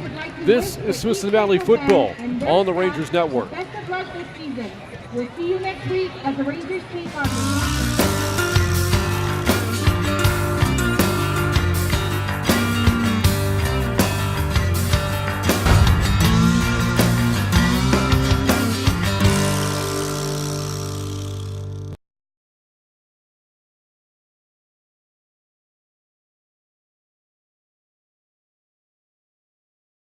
Tonight's broadcast is brought to you by Comal ISD. The Comal Independent School District is a fast-growing and innovative district with more than 23,000 students. Families are attracted to Comal ISD because of its family values, neighborhood schools, and safe environments. Come to Comal ISD. And Chicken Express, home of world-famous chicken tenders and legendary Chicken E sweet tea. Dine in, drive up, or drive through. We'll see you at Chicken Express. And Physicians Premier. Our conveniently located freestanding ERs are fully equipped and expertly staffed so you get the best care closest to home. At Physicians Premier, you'll find faster service, friendly doctors, and a comfortable level like no other.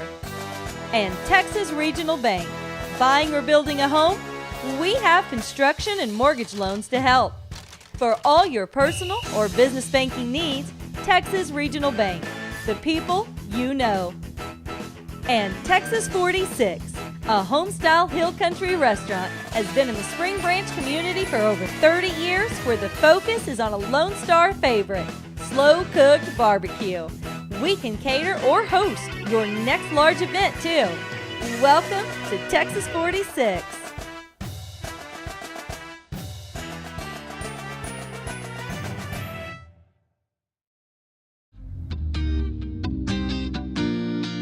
Thanks, Coach. Thanks, Brant. All right, boys. Ethan and Nick and Mark, will you get your phones out? Text your mom. Something sweet.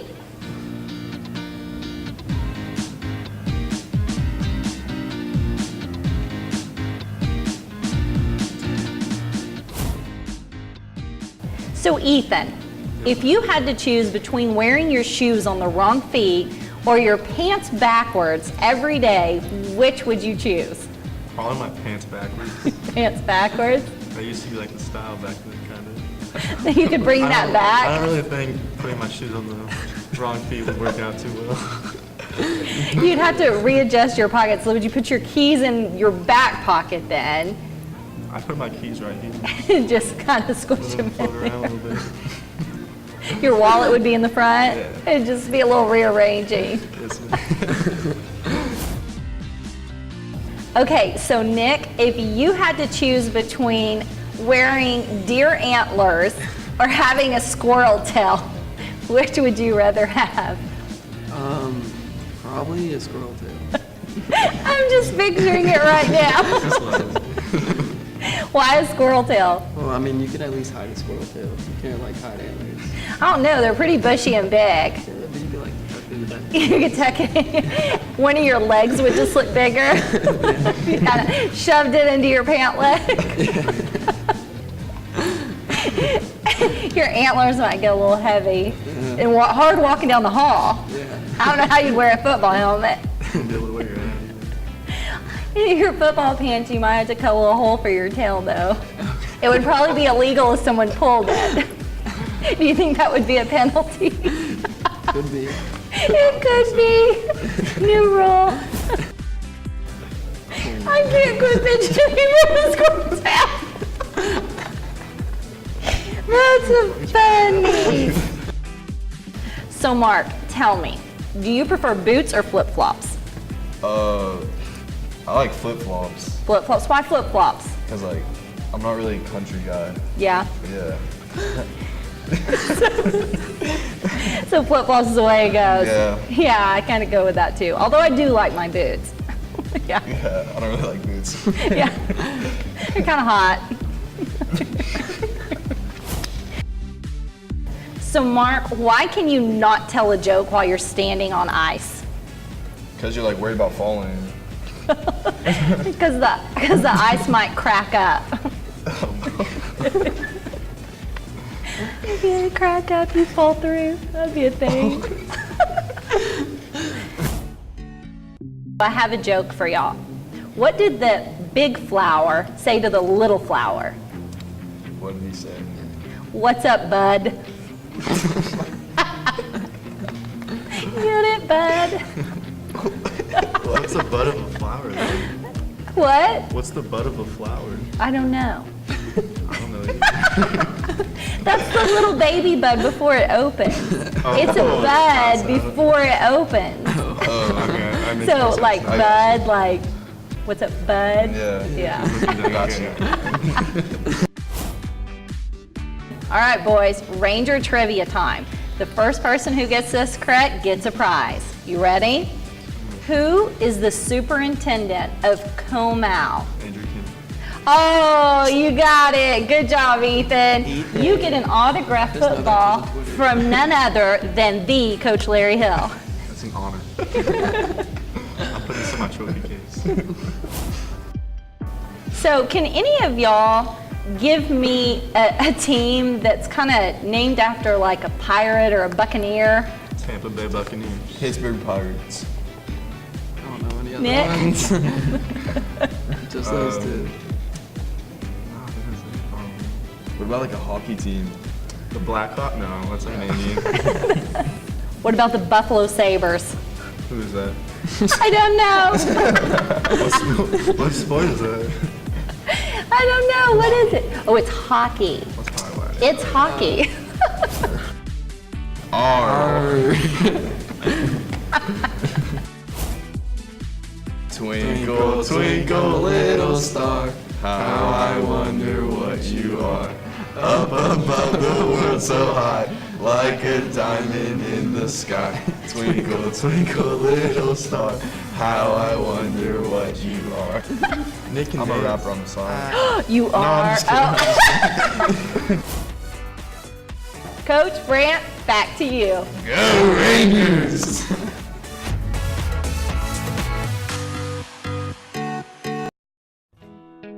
Your life is full of journeys. You're always on the go, dealing with ever-changing challenges. And there's a place where you always feel welcome and safe, a place you call home. But you can't be everywhere at once, or can you? Honeywell Total Connect keeps you connected to your home no matter where you are. Receive push notifications on your iOS device every time motion is captured or someone presses your Skybell video doorbell. You can now see, hear, and speak to your visitors all through the Honeywell Total Connect iOS app. Hello, Becky. Hi, Aunt Susan, I'm here.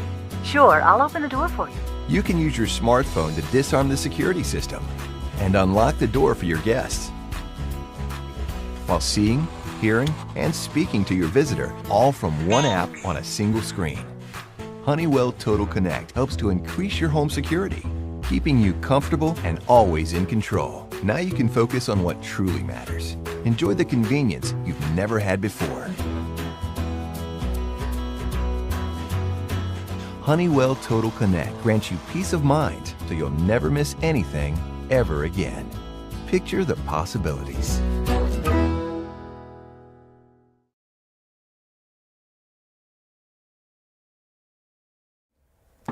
Come on in. Hey, Coach. I'm here to try out for the Rangers mascot. I mean, what's better than the guy who Smithson Ballet was named after? Don't you mean Benjamin Smithson? You're Benjamin Franklin. Smithson? Oh, that makes sense. He was instrumental in founding this area in 1856. He was one of the first Rangers. The first Ranger. What position did he play for you, Coach? He was a Texas Ranger, a Western lawman. I get it now. I like where this is headed. Be right back. Hey, Coach. How about another perfectly executed shameless plug while I'm gone? If you need video production work, there's no finer organization than WIC Productions. It's who we trust for Rangers Network and game night scoreboard production at Ranger Stadium. Well... Oh, you nailed it. Rangers we will be! WIC Productions. Watching a video is just better than reading stuff. Tonight's broadcast is brought to you by Comal ISD. The Comal Independent School District is a fast-growing and innovative district with more than 23,000 students. Families are attracted to Comal ISD because of its family values, neighborhood schools, and safe environments. Come to Comal ISD. And Chicken Express, home of world-famous chicken tenders and legendary Chicken-y sweet tea. Dine in, drive up, or drive through. We'll see you at Chicken Express. And Physicians Premier. Our conveniently located freestanding ERs are fully equipped and expertly staffed so you get the best care closest to home. At Physicians Premier, you'll find faster service, friendly doctors, and a comfortable level like no other. And Texas Regional Bank. Buying or building a home? We have construction and mortgage loans to help. For all your personal or business banking needs, Texas Regional Bank. The people you know. And Texas 46, a home-style hill country restaurant, has been in the Spring Branch community for over 30 years, where the focus is on a Lone Star favorite, slow-cooked barbecue. We can cater or host your next large event, too. Welcome to Texas 46.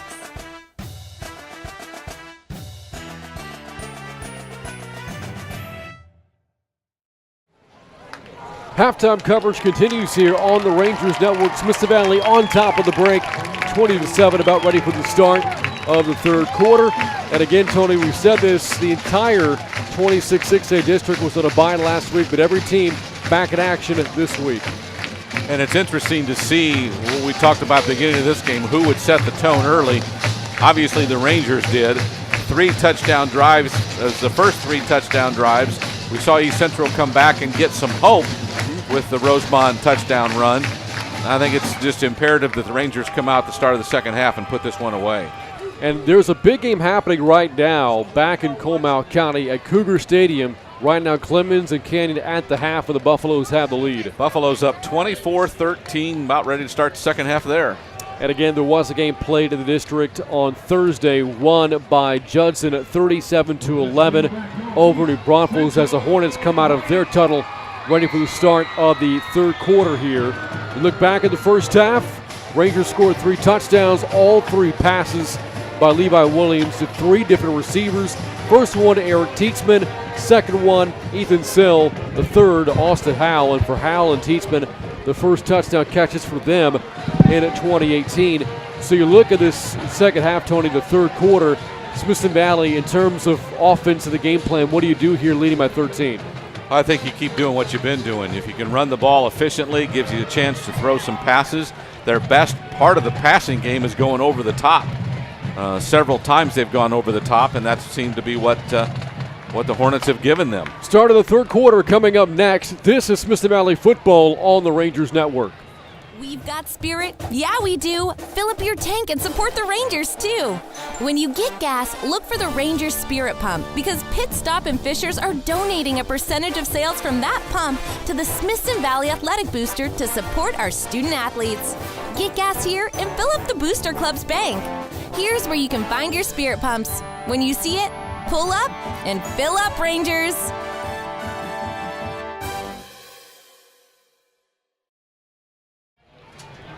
Welcome back to San Antonio, ready for the start of the second half. And we will see the Hornets on offense first here in the third quarter. So beg your pardon, we said earlier that the Rangers would get the ball first. The Hornets won the toss, elected to defer the start of the game. So yes, it is East Central football to start the third quarter. You mean they didn't choose to kick off of the snap? That's happened before. Yeah, there have been teams that have done it before. Here is the kickoff by Reed. Fielded by Rosemont. He's dangerous at the 7. Fakes a handoff to Stevens, trying to reverse his field. Able to cut back to his left and slung down by McElroy at the 20.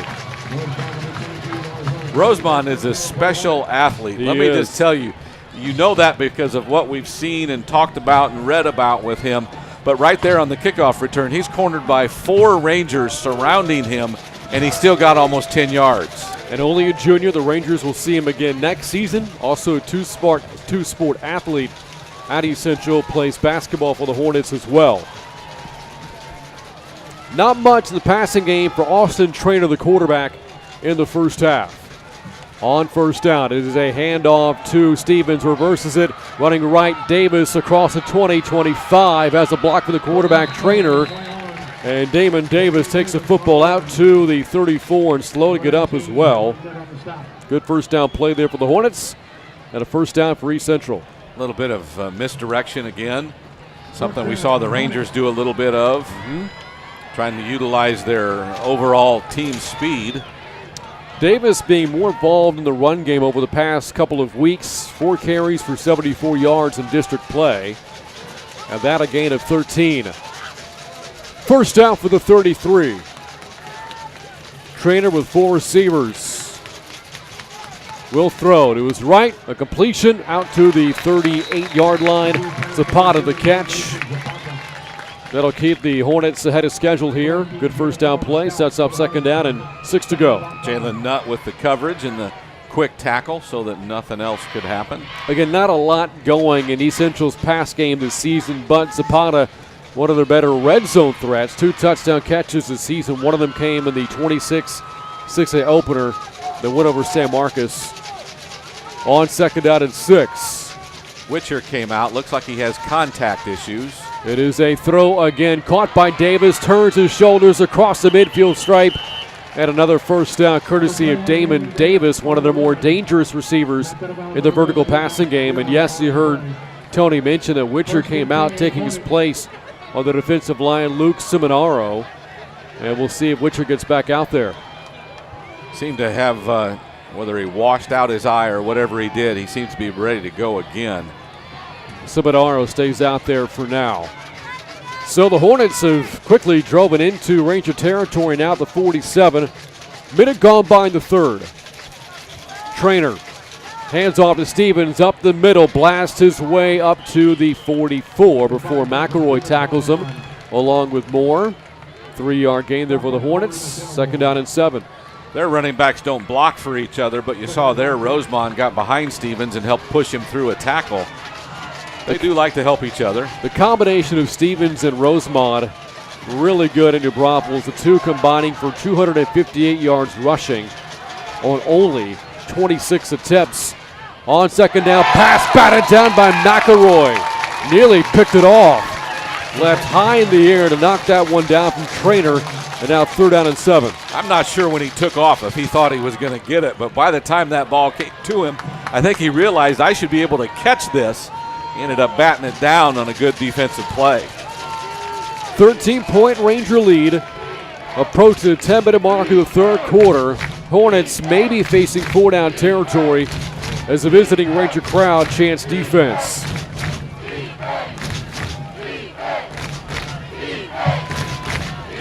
Third and 7. Trainer back to throw, facing the pressure.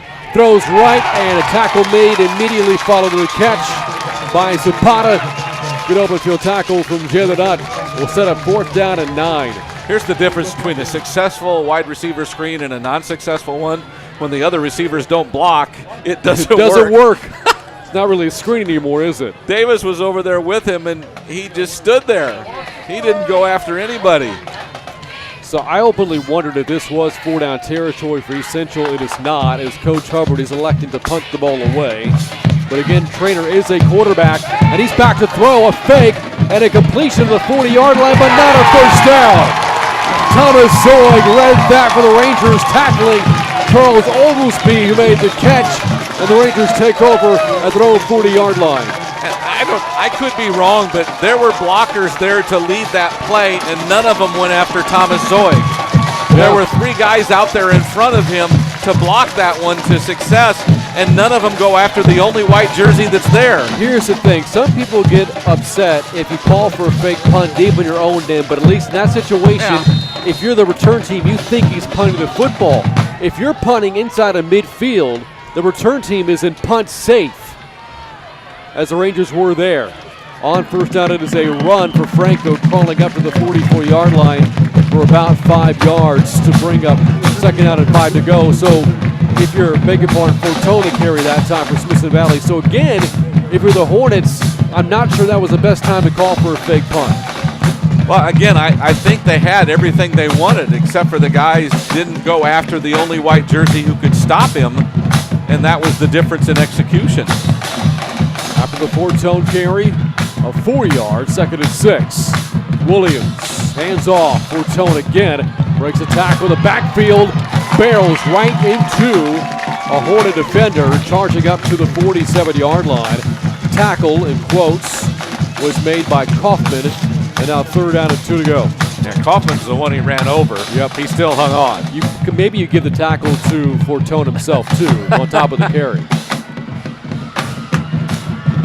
Third down, 2 to go. 8:20 left, third quarter, 13-point Ranger lead. Snap back to Williams, gives to Franco along the right side. He's got space to the first down, up to the Hornet 45. You know, we talked about some of that's the second running back in a row that's got hit by a late shot, falling on top of him while he's down, acting like they're stumbling into him.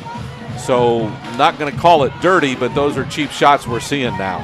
And your concern is always player safety. Without a doubt. Especially at this level.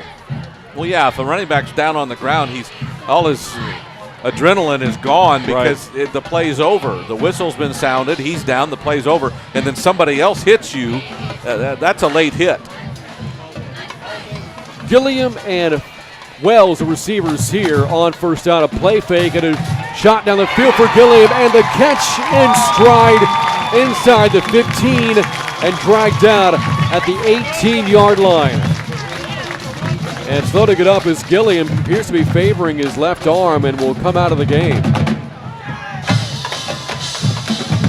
Without a doubt, his favor in that left arm. Don't know. I thought originally maybe he just got the wind knocked out of him, but that does look like perhaps a shoulder injury. And being worked on right now on the sidelines. But a great catch by Gilliam. Coming into the game, only 5 catches this season, although 2 of those for touchdowns, one of them in the win over Canyon 2 weeks ago. Inside the red zone, 1st and 10 from the 13. Williams hands off to Sill, breaks the tackle in the backfield. Sill bolts inside the 10, charging forward down to the 8. Good for about 5 yards there for Ethan Sill. As we hit the 7-minute mark of the third quarter, the Rangers leading 20-7. Kaufman again with the tackle, and he seems to be on every tackle now for them. First half it was Michael Brown. This time it seems to be Kaufman. Radaball checks that out, a receiver. Back into the game is the freshman Wells on 2nd down and 6. Fortone the low setback. It is a run for Fortone.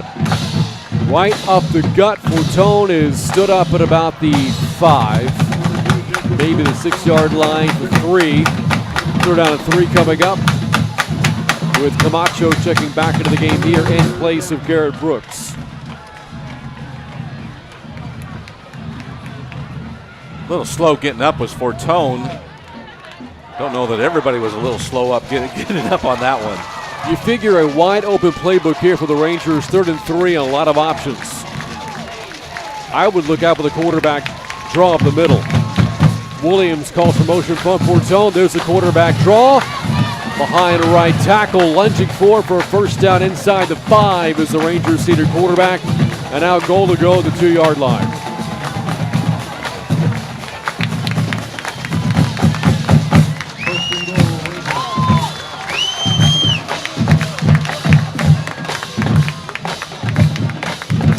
I haven't seen the Rangers a whole lot of the red zone tonight. 2 of the touchdowns have come from relatively far out. There was a 3rd and goal touchdown pass in the 3 back in the first quarter. This goal to go for the 2. Williams keeps it himself up the left side. Barrels into the end zone. Touchdown, Smithson Valley. Levi Williams just keeps those rushing touchdown numbers growing. His team leading 7th rushing score of the year and the 13th of his career. And has accounted for all 4 Ranger touchdowns tonight. And again, out for the PAT, read off the snap from John Beck, set down by Gilliam. Kick is good, and the Rangers lead now at 27-7 with 5:20 to go in the 3rd quarter. This is Smithson Valley football on the Rangers Network. Smoky Mo's is great. You can feed a whole bunch of people on a little bit of money. It's perfect for Friday nights. My boy's a football player, and this fills him up. The brisket is awesome. I like brisket and sweet brisket. I can't say it. They have the best turkey, brisket, sausage in all of Comal County. I agree, and the kids love it too. You're never going to play offensive line for the Rangers eating salad. Come get some beef. Get your guns up! Go Rangers!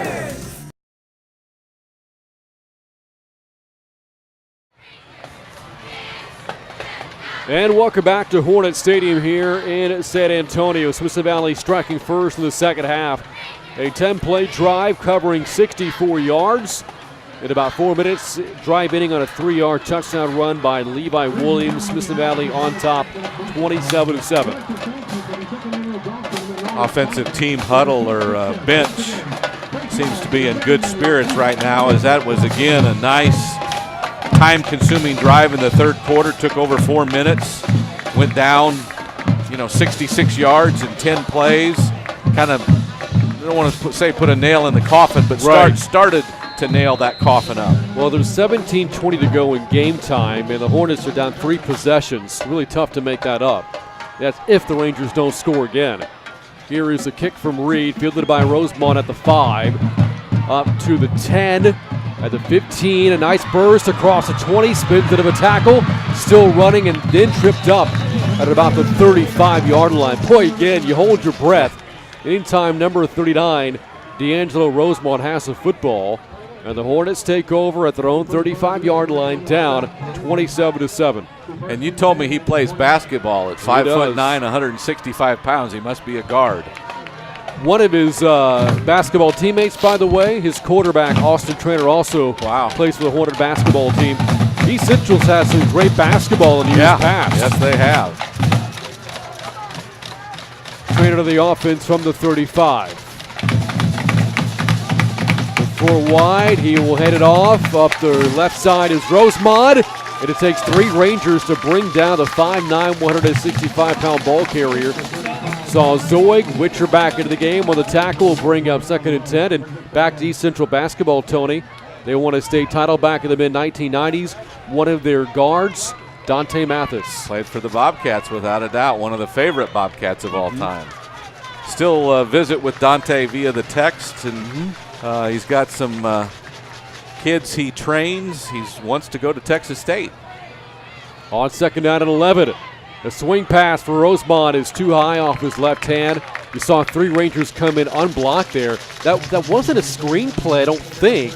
But again, you saw 3 white shirts get right to Trainer immediately. You don't want to be brutal, but right now no one is blocking for East Central. No one. The offensive line isn't, and I don't know who was supposed to be in front of Rosemont to help him, but no one was there. 3rd down, 11 to go from the 34. Trainer on a passing down, rolls out. The senior quarterback eyes downfield, able to connect to the 39-yard line, maybe to the 40. That's it for Taylor Neal. The catch is 2nd tonight.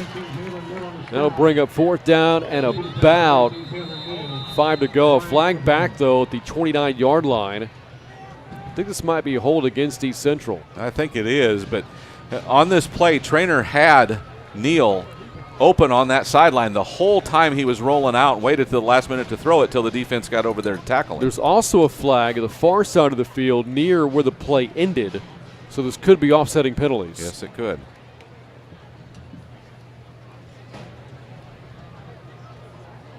Right now, 4:24 left in the 3rd.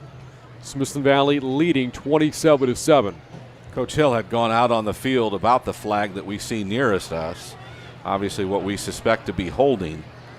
He was pretty adamant that he wanted that one thrown.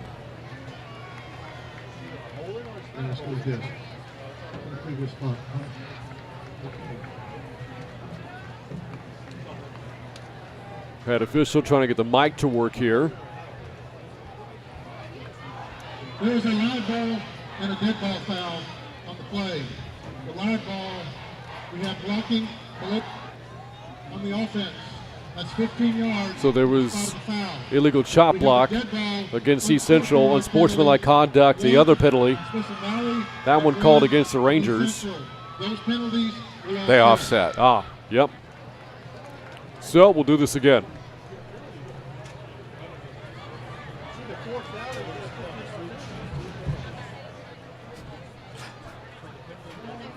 Coach Hill getting an explanation right now from one of the officials as well. Our head linesman and now the head official joins in on the conversation. 27-7. Well, the holding play is usually a spot foul. So that one seemed to be pretty far in the backfield, plus 15 yards. I think he's curious of how they're going to walk this one off.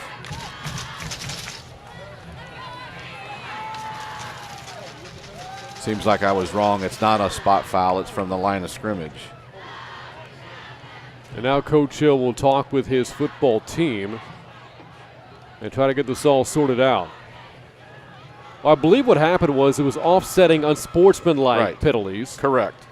One against each team, but this penalty should still hold, and those two offset each other, but this penalty stands by itself. So with that, Coach Hill accepts it to make it 3rd down and long. The ball marked back to about the 20-yard line. Make it the 19, and they have to reach the 45 for a first down, so this is 3rd down and 26. Haven't seen one of those in a while, have we? That's that college degree going to work there. 45 minus 19 is 26, Tony. Most of the time.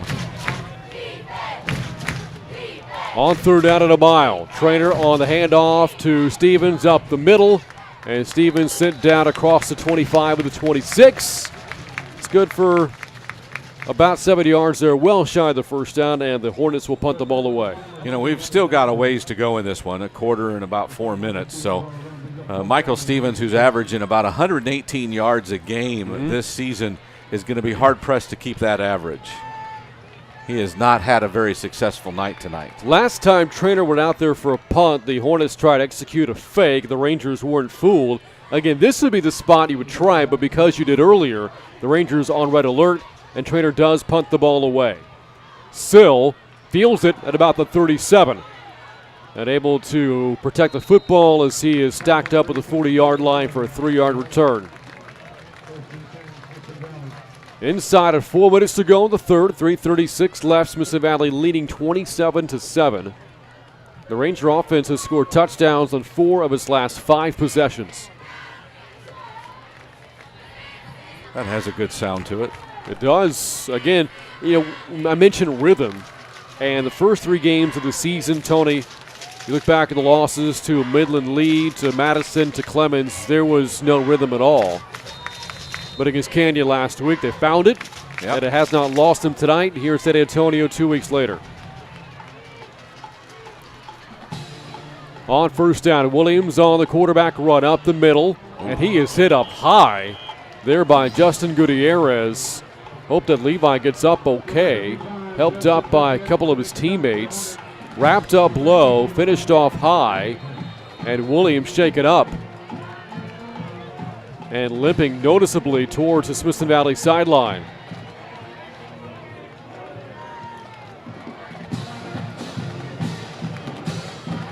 And it'll be looked at by the Ranger training staff as we see Luke Gombert come into the game now at quarterback. He seems a little distraught, meaning someone who ever had him low might have twisted something while it was down there. Again, it was Gutierrez that hit him high. I didn't see who had him low, but it's the low part that he's most concerned about.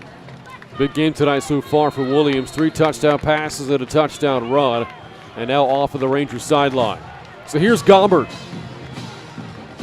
who's attempted 4 passes all season. Here, hands off on the draw to Franco, explodes up towards midfield, and has it up for the Ranger first down.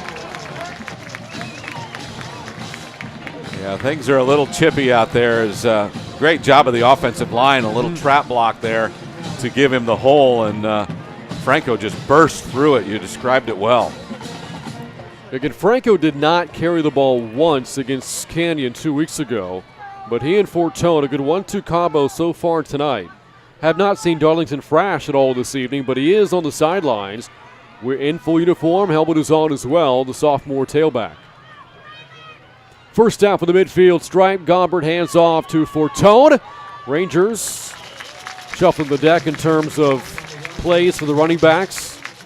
And this time Fortone's turn will result in 5 yards to make a 2nd down and 5 to go. Good work by the offensive line again, trying to give him some room just off tackle, and did a great job of creating a lane for him to run to. We see Williams with his helmet off and trying to work the legs a bit right now. And the trainer will go and speak with Coach Hill, Thomas Petmecke. 2nd and 6 officially. Here's Gombert with a handoff to Franco. Behind left tackle, Franco with a nice run out in space. Whistles finally blow. Franco never goes down. And the Ranger fans looking for the call there, and some of them applauding the effort of Franco on top of it as he takes the ball up to the 40-yard line for another Ranger first down. Jeremiah Richardson wasn't going to let him go, and Franco wasn't going to go down, and it ended up being a first down run that got back about 10 yards back from where it went forward to. Fortune had another great block for him to lead on that left edge. Levi, the trainers went through a lot of different range of motions for the leg. Looked like he's been told he probably won't play anymore tonight. No reason to play. And now the Rangers call for a timeout. That is their first. Coach Hill looks to be upset about something. With 1:32 to go in the third, Smithson Valley leading 27-7. So far, fairly conservative play calling since Gombert came into the game at quarterback for Smithson Valley. The Rangers looking to pick up their first road win of the season. This just their second road game this year. Lost their first road game in the 26-6A opener at Clemens. You go back to 2010, this team has played very well away from Ranger Stadium, a record of 34-8 over the past 8+ seasons, an 81% winning percentage. You look ahead of the schedule, the road games remaining for Smithson Valley. At Steele in 2 weeks, they close out the regular season at New Braunfels in week 11. Meanwhile, looking at East Central, a 4-1 football team coming in, but off the heels of an 0-10 season, 1-9 the year before that, going 1-19 in Coach Joe Hubbard's first 2 years. Prior to this 2-year stretch, the Hornets actually a pretty good football program, having gone to the postseason 7 years in a row. But with a change to this district, East Central before played in kind of a Corpus Christi district, maybe San Antonio Southwest, but now looped in with Smithson Valley and Judson and Steele and Clemens and that company, finding life much harder. Out of the timeout, run play for Franco, bounces off the tackle. And Franco charging inside the 25-yard line, out of bounds at the Hornet sideline at the 22. Mark Franco is running like he wants his job back. He is running with some kind of effort and energy and just blowing through some tacklers. For the first time tonight, we see Chris Rivera checking at wide receiver for Smithson Valley. He did not play in the Winter Canyon 2 weeks either, but it was also in uniform for the entire game. In there now, splitting out wide to the right of Williams. On first down, Williams back into the game. For Smithson Valley is a running play, or Gombert, beg your pardon, the quarterback still in there for the Rangers, and the number 2 got scrunched up a bit, not 13. Meanwhile, the running play inside the 10 out of bounds at the 8-yard line for another first down. The receivers all went out in pass patterns, but the ball was handed off, as you would expect it will continue to be. And you heard Tony about playing it safe with Williams. He's on the training table right now, and the jersey is off. So, yes his night likely, almost certainly, is done. Final 45 seconds of the third. Gombert at quarterback, goal to go from the 9. Gombert hands off to Franco, up behind right guard, spun around and drops a flag, flies in behind the play. Tackle made by Keyshawn King, and we'll check the penalty. Would be in the area of holding, but I just don't know if it looks like that's what it is.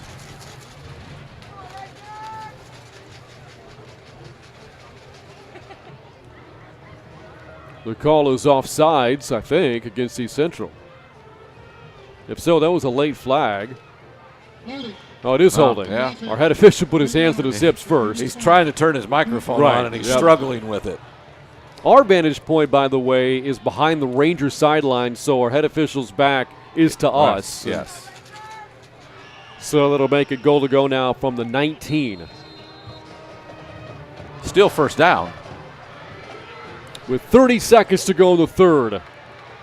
Let's see if Gombert gets a chance to pass the ball here. On first down, Gombert on the play fake. We'll hand it off on the draw.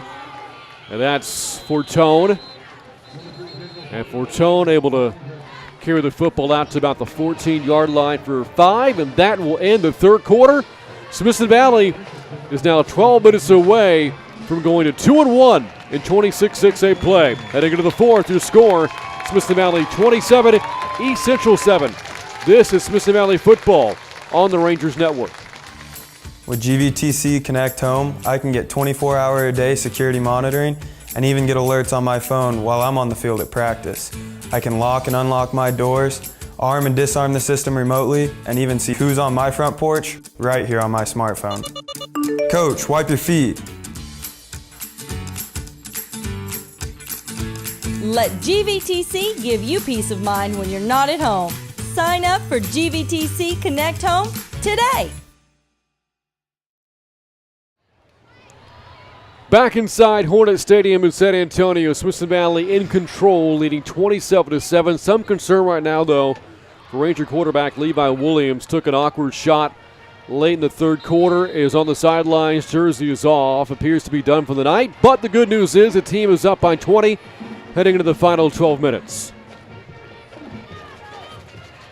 And Luke Gobbert out there, quarterback, has done nothing but head it off so far. Second to go for the 14. Gobbert here is throwing over the middle.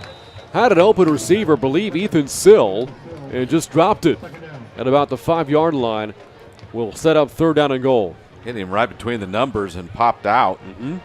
Couldn't have had a much better throw down low, let the receiver go down and get it. And Ethan's made some great plays tonight, just didn't catch that one.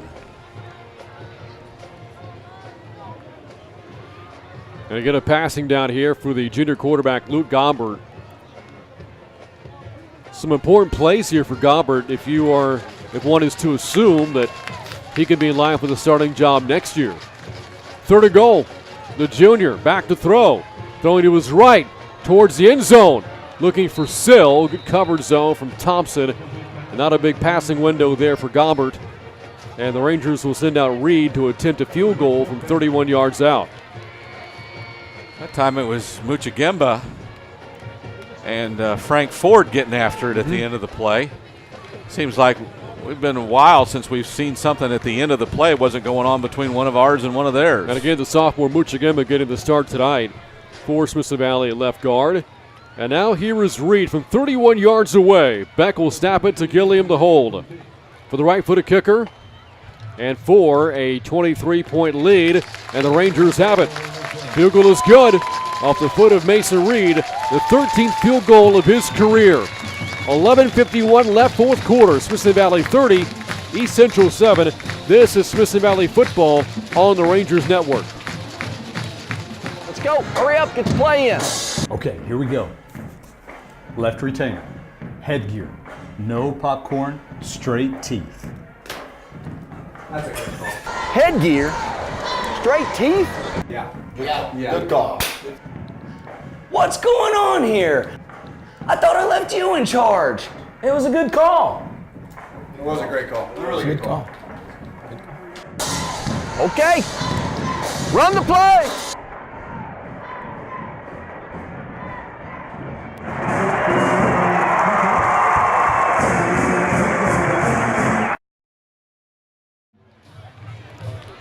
Welcome back to San Antonio on the Rangers Network. Smithson Valley adding to its lead moments ago, capping off an 8-play, 46-yard drive in 3 minutes and 8 seconds. 31-yard field goal for Mason Reed. Ranger lead balloons to 30-7 with 11:51 left in the fourth quarter. Here's Reed's ensuing kickoff. Has had trouble kicking towards this end all night. Fielded at about the 5 by Rosemont. Hands off to Thompson, running to the 20, 25 across the 30. And finally, Stevens there on the handoff is set down at about the 34-yard line. In any event, every time one of those two touches the ball, they get out near the 35-yard line or further because they're just that good. Curious what the Hornets do here. It's a 4-possession game. Down 30-27 or 3 if you throw in 2-point conversions. Yes. But this is not a team known for its passing attack. Do you stay with the run here and give the ball to your best playmakers in Rosemont and Stevens? Trying to get the play clock set to 25 so the referee can start it. And the clock operator just keeps going. I think that was one of the issues earlier when Coach Hill called for the timeout late in the third quarter. Right. Had to do with the play clock. So, first half of the 35 for Trainer in the offense. Looking to get something going here. Down by 23. Trainer with the handoff. Rosemond looking for a hole. Instead, he finds two Ranger defenders. Colemansberger there for Smithson Valley. Also into the play there, McElroy at a loss of 1 back to the 34-yard line. Will bring up second down and 11. We also had clock troubles on the very first play of the game, if you'll remember. It ran out when we had no idea it was running down. That's right. And by the way, Corey McElroy, who's up near the top, if not at the top of total tackles this season for the Rangers, is having a big night again tonight. He is at the top. 38 stops coming into the game, coming off a team high 13 tackles in the Winter Canyon, including a tackle for loss and a sack. Trainer off the play fake on second and long is slugged down at the 35-yard line. Trey Moore in on another play, as was McElroy. They will give Trainer a yard there to bring up third down and 10. Kind of funny, as he was going down, somebody grabbed something. It must have been a shoulder pad because he kind of spun around a little bit. Glad to see a flag didn't come out on that one. Now see some ice wrapped on the knees of Levi Williams, the Rangers sideline. And again, his night is done. Probably something he has on his knees after every game. Fair enough. Third and 10. Trainer calls for the snap. The Rangers bring a blitz. Trainer steps up and throws on the run. Man, wide open Stevens, but has to go down to the ground to make the catch, and does at the 40-yard line. If Trainer hits him in stride, he's gone. And there were two receivers over here. Zapata had run a good-looking route and got open going towards the hashes on the right side. Trainer was simply running for his life when he found Stevens. You credit Trainer, they're stepping up against the pressure. Able to find the open receiver. In that case, Stevens now first down for the 40.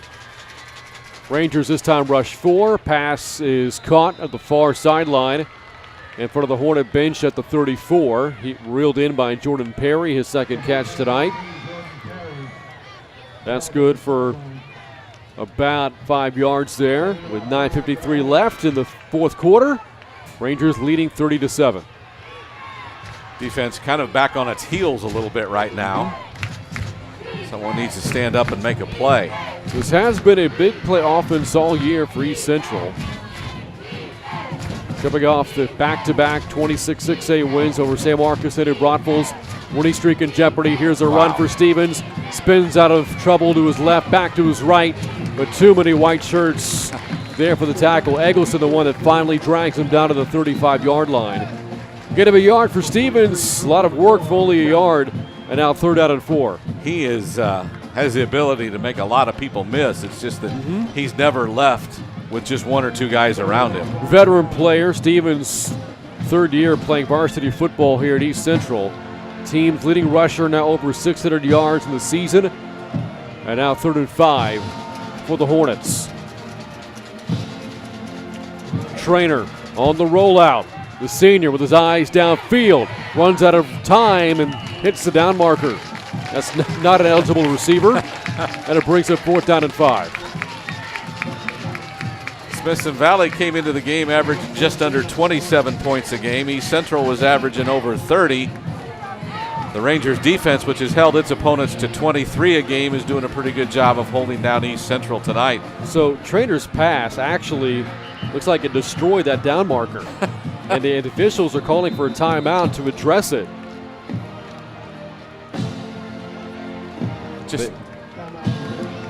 It just took the stripe off, or the slat off. And so an official's timeout comes with 9:06 to go in the fourth quarter. Smithson Valley leading 30-7. 4 touchdown day today for Levi Williams. 3 through the air, 1 on the ground. Rangers on their way to improving to 8-0 all time in the series. And again, not many close games. Average margin of victory over the Hornets over the first 7 wins, more than 37 points per game. So this, a relative nail-biter. in this series. And 4 of those all recently. The other ones were a ways back. That's right.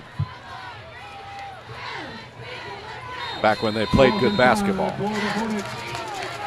4th down and 5. Hornets obviously going for it, coming out of the officials' timeout at the Rangers 34.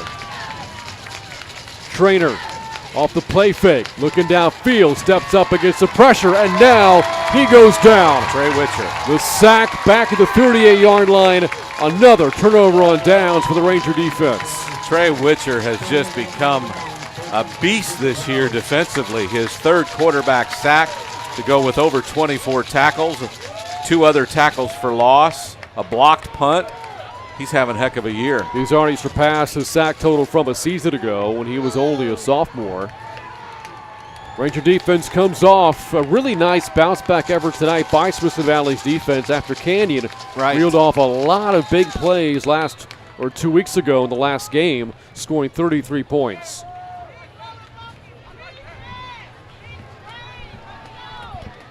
See how conservative we start here.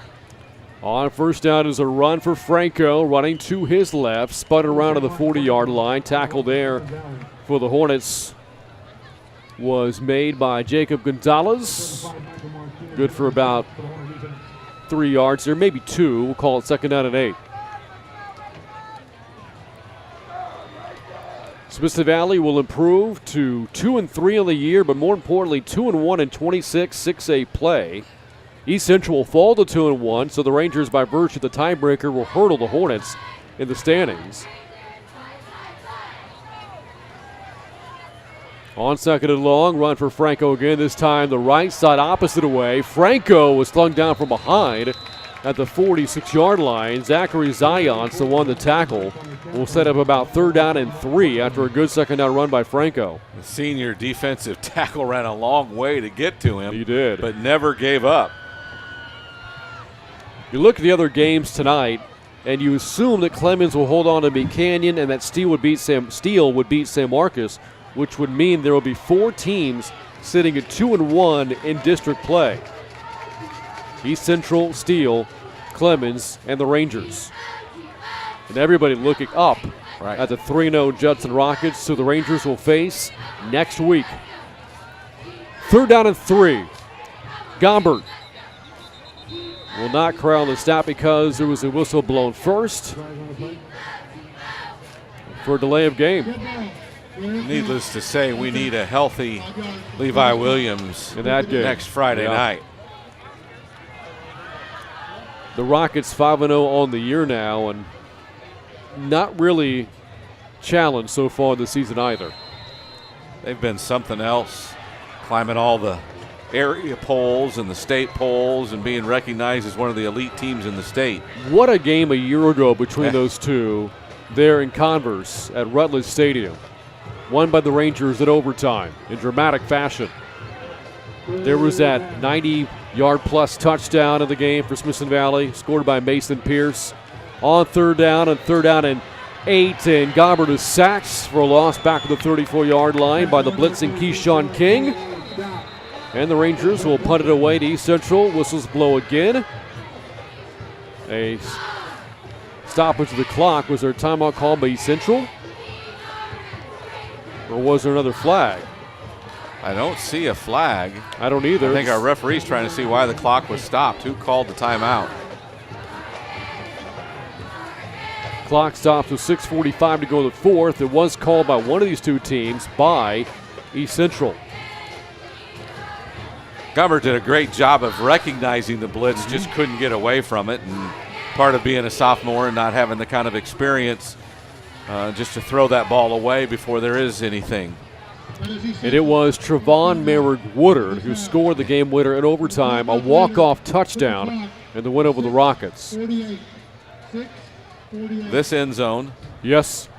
Yep, to our left, correct. Yeah, this end zone coming this way. Got a great pass. Yes, he did. From Levi Williams. And don't you know the Rockets are going to remember that? Oh, yes, they will. Going into the game next Friday. Out to punt the ball away. It's not Gilliam out there for the Rangers. But Gommert is in the punt formation. In punt formation. you see the number? Hard to tell from our vantage point here. It's not Gilliam, I can tell you that. Yeah. It's the backup. And here is Brooks. the punt. It is from Brooks, angled towards the Hornet sideline. Will sail out of bounds as it goes airborne. And our official will mark it out across the 45 near midfield. And he keeps walking all the way to the 46-yard line of Ranger territory, a 12-yard punt there for Brooks. With 6:41 to go, Rangers have led throughout, leading now 30-7. The scientific part of that thing that you see in every football game is the referee is spotting where it went out of bounds from his angle, which isn't behind the punter. No. So how does he know exactly where that ball went out of bounds? And standing a good 30 yards behind the ball. Yeah. First down for Trainer, the offense off the play fake, a completion to the far side for Perry. And Perry is sit out by Jalen Nutt inside the 40 at about the 37-yard line for 7 yards. Busy night tonight for Jordan Perry. We'll bring up second down and 3. Tell you what, the more I see him play, the more I like Jalen Nutt, the sophomore corner, who's been thrust into action this year and is doing a great job. You look at the secondary for Smithson Valley, and on top of losing Pierce and Woodard in the secondary from a year ago, you start Nick Aiken at cornerback. He appears to be done maybe for the season. And now you have Nutt and Colin Betsy, the one starting at cornerback this year for the Rangers. On for second down rather than shorts. Good run play there for Rosemont for a first down up to the Smithson Valley 32-yard line. First time all night I've seen Rosemont just look for a first down. Mm-hmm. By the way, you'll see both Nutt and Betsy again next year. You heard Tony say Nutt only a sophomore, Betsy only a junior. And some valuable experience here in 2018 for those two. Safeties are Mason Livingston and Ethan Sill. Still the only senior among the group. First down from the 33. Trainer looking to his right. Has a man wide open, got behind Betsy, but then lost the sideline as he goes out early at about the 7-yard line. Catch made by Zapata. We're running a zone. Betsy releases him to Sill. Sill still too much in the middle of the field. A great read. They've obviously learned something through the course of the game. That's happened a lot tonight. First time they've taken advantage of it. A touchdown on this drive for East Central would make it a 2-possession game with 6 minutes to go. And the Hornets do have all 3 timeouts left. And remember, the Rangers are without their starting quarterback. And Jeremiah Gilliam, his jersey is off and his shoulders wrapped up. On first and goal, Trainer has nobody open, takes off to run to his right, and dragged down by Zoig. Betsy also there for the Rangers, the 7-yard line. Second and goal. So the scramble picks up a couple, but Trainer seems to be running for his life every time he goes back for a pass. And there, too, with Trainer not getting the ball out on the pass, costing East Central here about 30 seconds of valuable time. See a lot in the backfield along with Rosemont on second and goal. A lot of time used between snaps. Trainer will head it off to Rosemont and nowhere to go. He is stood up at about the 8-yard line. He'll lose a yard and more time will tick off the clock. The next snap will come at around 4:30 to go in the game. And all of a sudden, East Central is in a lot of trouble here. It's funny how our end and linebacker are sealing the corner so many times, forcing the running back to come up inside, and our defensive tackles and linebackers are just there waiting for him. It's been a great scheme of not just scheming it, but running the scheme the right way. But I'm curious again, when you're down 3 possessions and this close, why you're not calling passes here, or at least getting the ball out to try to stop the clock. That's your worst case scenario. On third and goal, here's a pass to the end zone, and Zapata's got it. Touchdown, East Central. Now the Hornets do get their touchdown to make it a 2-possession game, pending the PAT. So Adrian Zapata, his team leading 3rd touchdown catch this season. 2 of them coming in 26-6A play for Trainer. His 4th touchdown pass. PAT is up. Hits the upright, no good. off the foot of Garcia, so it is not a two-possession game. The Rangers hold a 17-point lead with 4:31 to go in the fourth quarter. This is Smithson Valley football on the Rangers Network. We've got spirit. Yeah, we do. Fill up your tank and support the Rangers, too. When you get gas, look for the Rangers Spirit Pump because Pit Stop and Fishers are donating a percentage of sales from that pump to the Smithson Valley Athletic Booster to support our student athletes. Get gas here and fill up the Booster Club's bank. Here's where you can find your spirit pumps. When you see it, pull up and fill up, Rangers.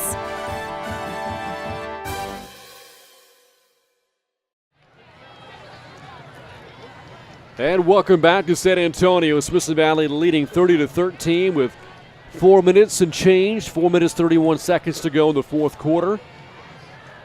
Leading again by 17 points, but the Hornets coming off a scoring drive, 7 plays, 46 yards, 2 minutes and 59 seconds. It was a third and goal touchdown pass, Trainer to Zapata, but the missed PAT means it is still a 3-possession Ranger lead. And now Smithson Valley out to expect the onside kick attempt here from the Hornets. And this is Noah Chavez. This isn't the one who missed the field goal try earlier, because this would not be good if he missed this. It's a funky angle. 5 players to his right and to his left. And the Hornets didn't like what they saw. They'll call for a precious timeout. Boy, you have in real time about 90 seconds to get that set up after the touchdown. Don't like what you see, and now with time not on your side, needing to stop the clock to get the ball back potentially, you burn one of the timeouts. And maybe you're playing for another game. Maybe this is just, coaching. Since this game pretty much has been decided for a while. Maybe it's just Joe Hubbard saying, let's talk about this. He appears to be a left-footed kicker.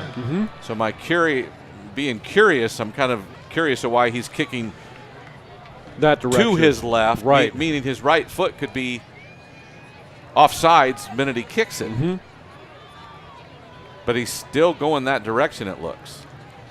Let's see how the formation splits here for East Central. And you have 10 Rangers all within 5 yards of one another. Waiting for the onside.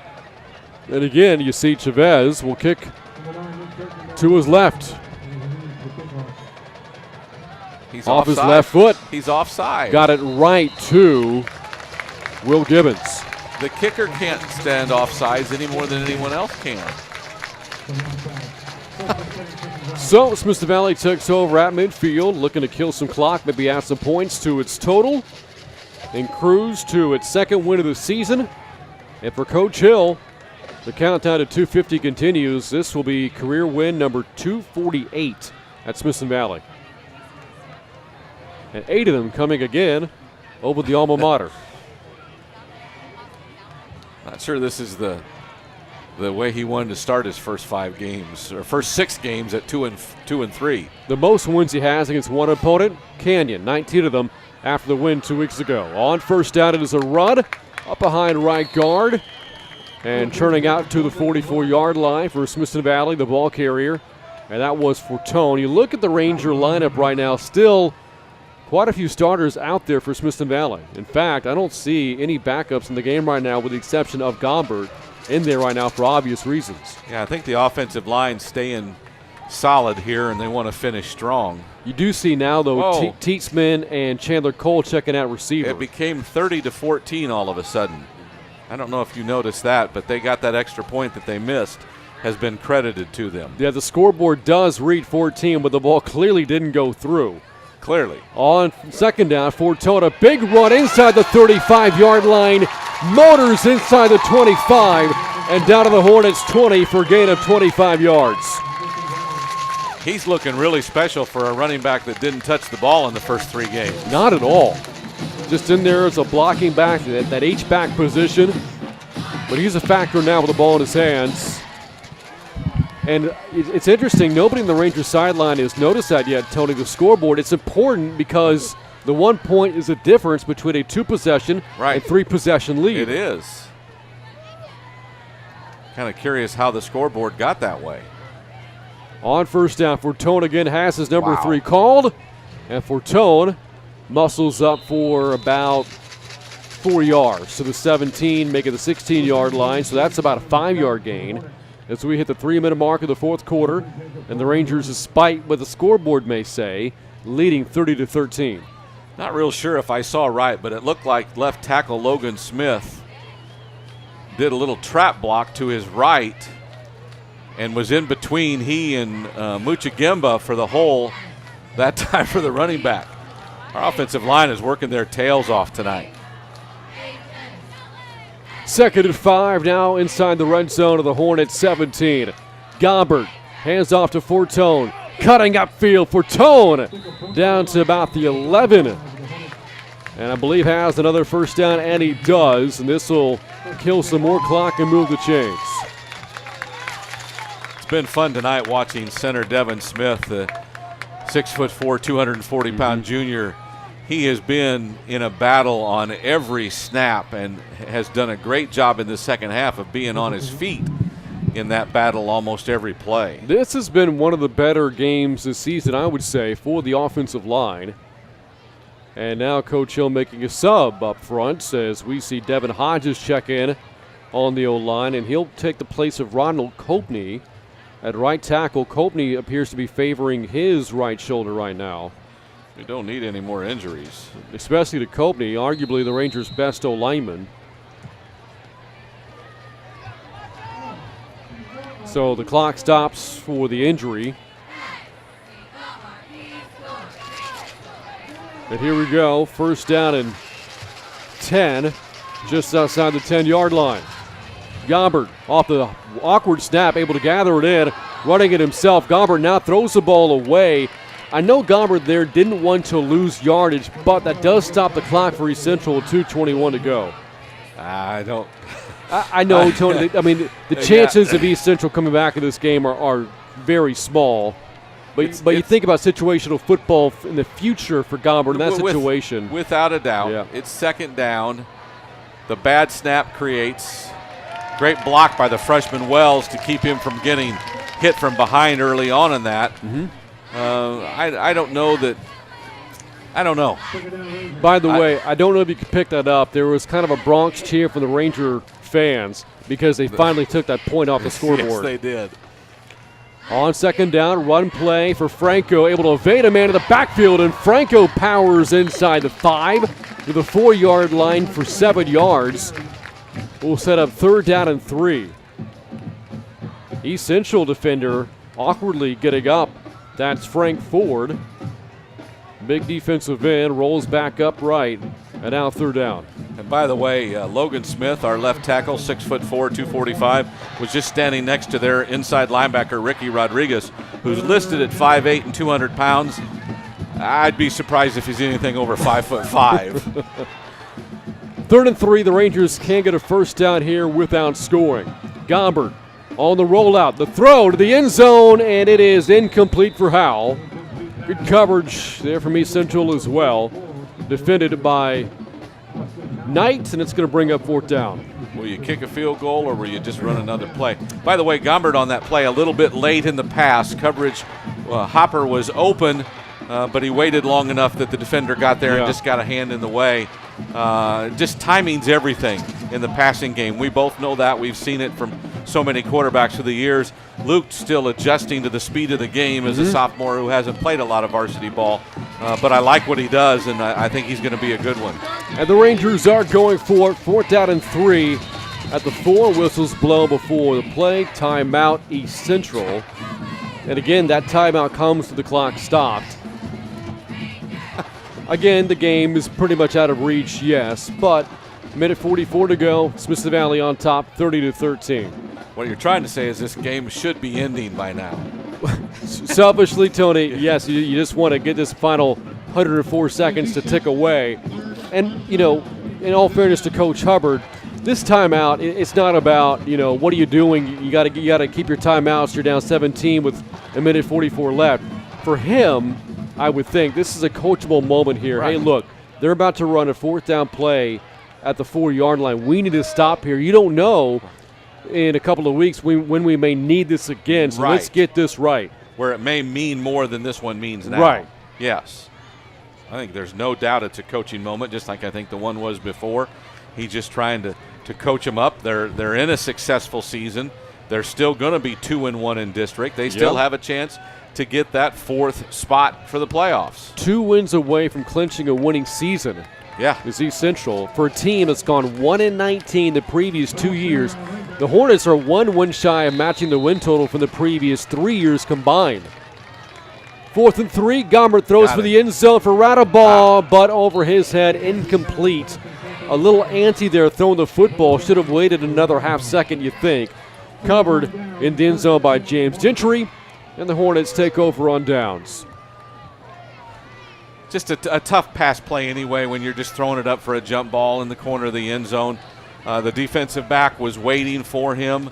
Radaball did a nice job getting to the point. The ball could have been waited a while earlier. I think if it was thrown a little bit earlier, maybe he'd have caught it at the goal line. Now you ask your defense to make a few tackles and get out of here. Hornets backed up at their own 4-yard line with 1:40 to go, and now out of timeouts. Trainer coming off his touchdown pass the previous drive, back to throw on 1st down. Airs it out down the middle and too high. Down the field for Perry, and they're nut on coverage. Rangers still have all the starters out there defensively. 2nd and 10. Nut step for step with Perry, the quick running back receiver. The ball would have had to have been perfectly thrown to have any chance. Perry only 2 catches on the season coming into the game tonight. Has already surpassed that total this evening. A bit more pass heavy for the Hornets than we thought coming in. A product, though, of playing from behind. On 2nd and 10. Trainer a running play here on the give to Rosemond. Rosemond cutting it outside and stops the clock out of bounds at about the 18-yard line there. Good 2nd down run for 14 yards. It's funny, I've been watching the defensive line. They're just doing anything they want with their offensive line. On the pass play before, they just went right past the lineman. That time pretty much did the same, only got caught inside because the running back got out past the edge.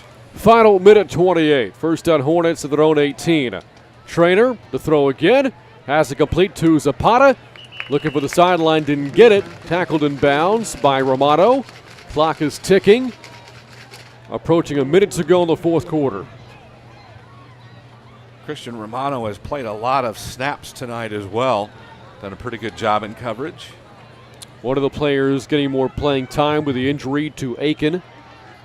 On 2nd and short, Trainer off the play fake, facing a 4-man rush, steps up, unloads over the far side, incomplete. For Perry looking for a flag that won't come. And now 57 seconds to go. Jalen Nutt did a great job that time of being on his outside leverage. And as Perry tried to turn back because he saw the ball going further, Nutt was just there, in essence, holding him, which is not a penalty because he's got to the spot first. Perry begging for a flag of a ball that's 6 feet over his head. 3rd and 2 now.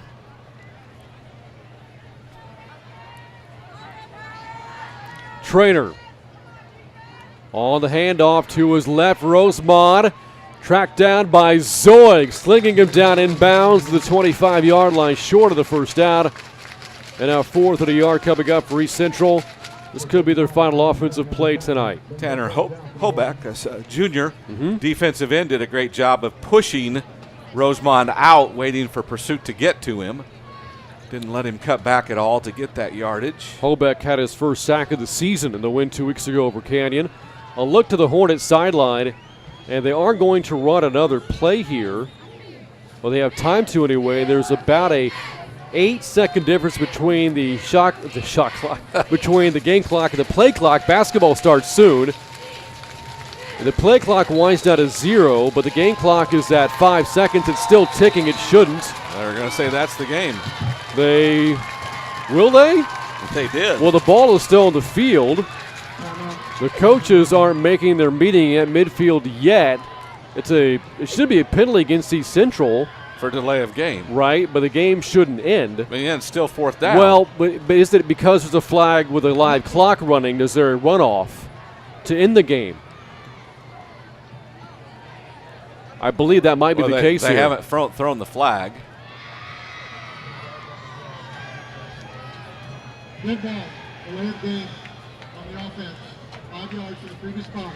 Fourth down. All right, so there is no runoff. I don't think that happens in high school. I guess not. The only reason I thought it might is the way the Hornets were reacting as they walked off the field there. So, one more play in the game. The Hornets send out the punting unit. Nobody back deep for the Rangers. And here we go.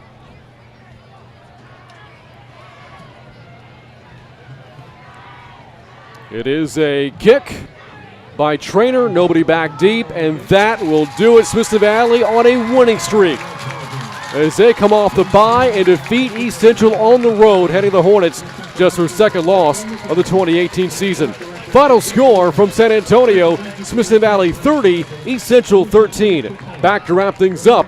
This is Smithson Valley football on the Rangers Network. Come on in. Hey, Coach. I'm here to try out for the Rangers mascot.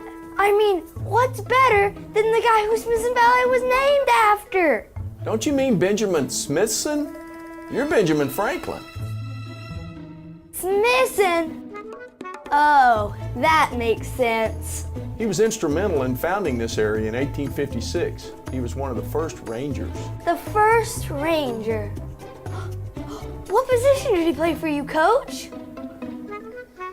He was a Texas Ranger, a Western lawman. I get it now. I like where this is headed. Be right back. Hey, Coach. How about another perfectly executed shameless plug while I'm gone? If you need video production work, there's no finer organization than WIC Productions. It's who we trust for Rangers Network and game night scoreboard production at Ranger Stadium. Well... Oh, you nailed it. Rangers we will be! WIC Productions. Watching a video is just better than reading stuff. Tonight's broadcast is brought to you by Comal ISD. The Comal Independent School District is a fast-growing and innovative district with more than 23,000 students. Families are attracted to Comal ISD because of its family values, neighborhood schools, and safe environments. Come to Comal ISD. And Chicken Express, home of world-famous chicken tenders and legendary Chicken-y sweet tea. Dine in, drive up, or drive through. We'll see you at Chicken Express. And Physicians Premier. Our conveniently located freestanding ERs are fully equipped and expertly staffed so you get the best care closest to home. At Physicians Premier, you'll find faster service, friendly doctors, and a comfortable level like no other. And Texas Regional Bank. Buying or building a home? We have construction and mortgage loans to help. For all your personal or business banking needs, Texas Regional Bank. The people you know. And Texas 46, a home-style hill country restaurant, has been in the Spring Branch community for over 30 years where the focus is on a Lone Star favorite, slow-cooked barbecue. We can cater or host your next large event, too. Welcome to Texas 46.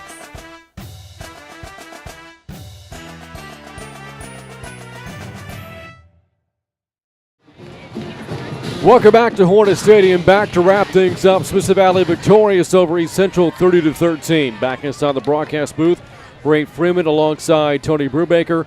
And Tony, Smithson Valley established a lead early, did not relinquish. Very effective game for the offense. Got back into the rhythm as they were in 2 weeks ago when they scored 52 in the win over Canyon. Defensively, a bounce-back effort after giving up 33 against the Cougars before the bye week. Agreed. Everything. I think being able to run the ball as efficiently and as effectively as they did tonight gave them the opportunity to do what they wanted to do offensively, and that stretched the defense with some throws over the top. seemed to be, if they weren't running on all cylinders, they were really close tonight offensively.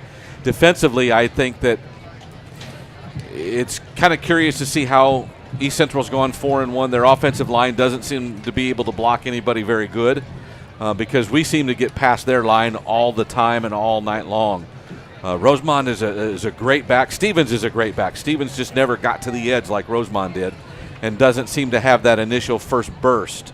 But I thought both sides of the ball did really well. We missed an extra point. Our punting game wasn't great. We kicked the ball out of bounds a couple of times. But overall, I think the team effort was remarkable. And it's a game you had to win, and they did.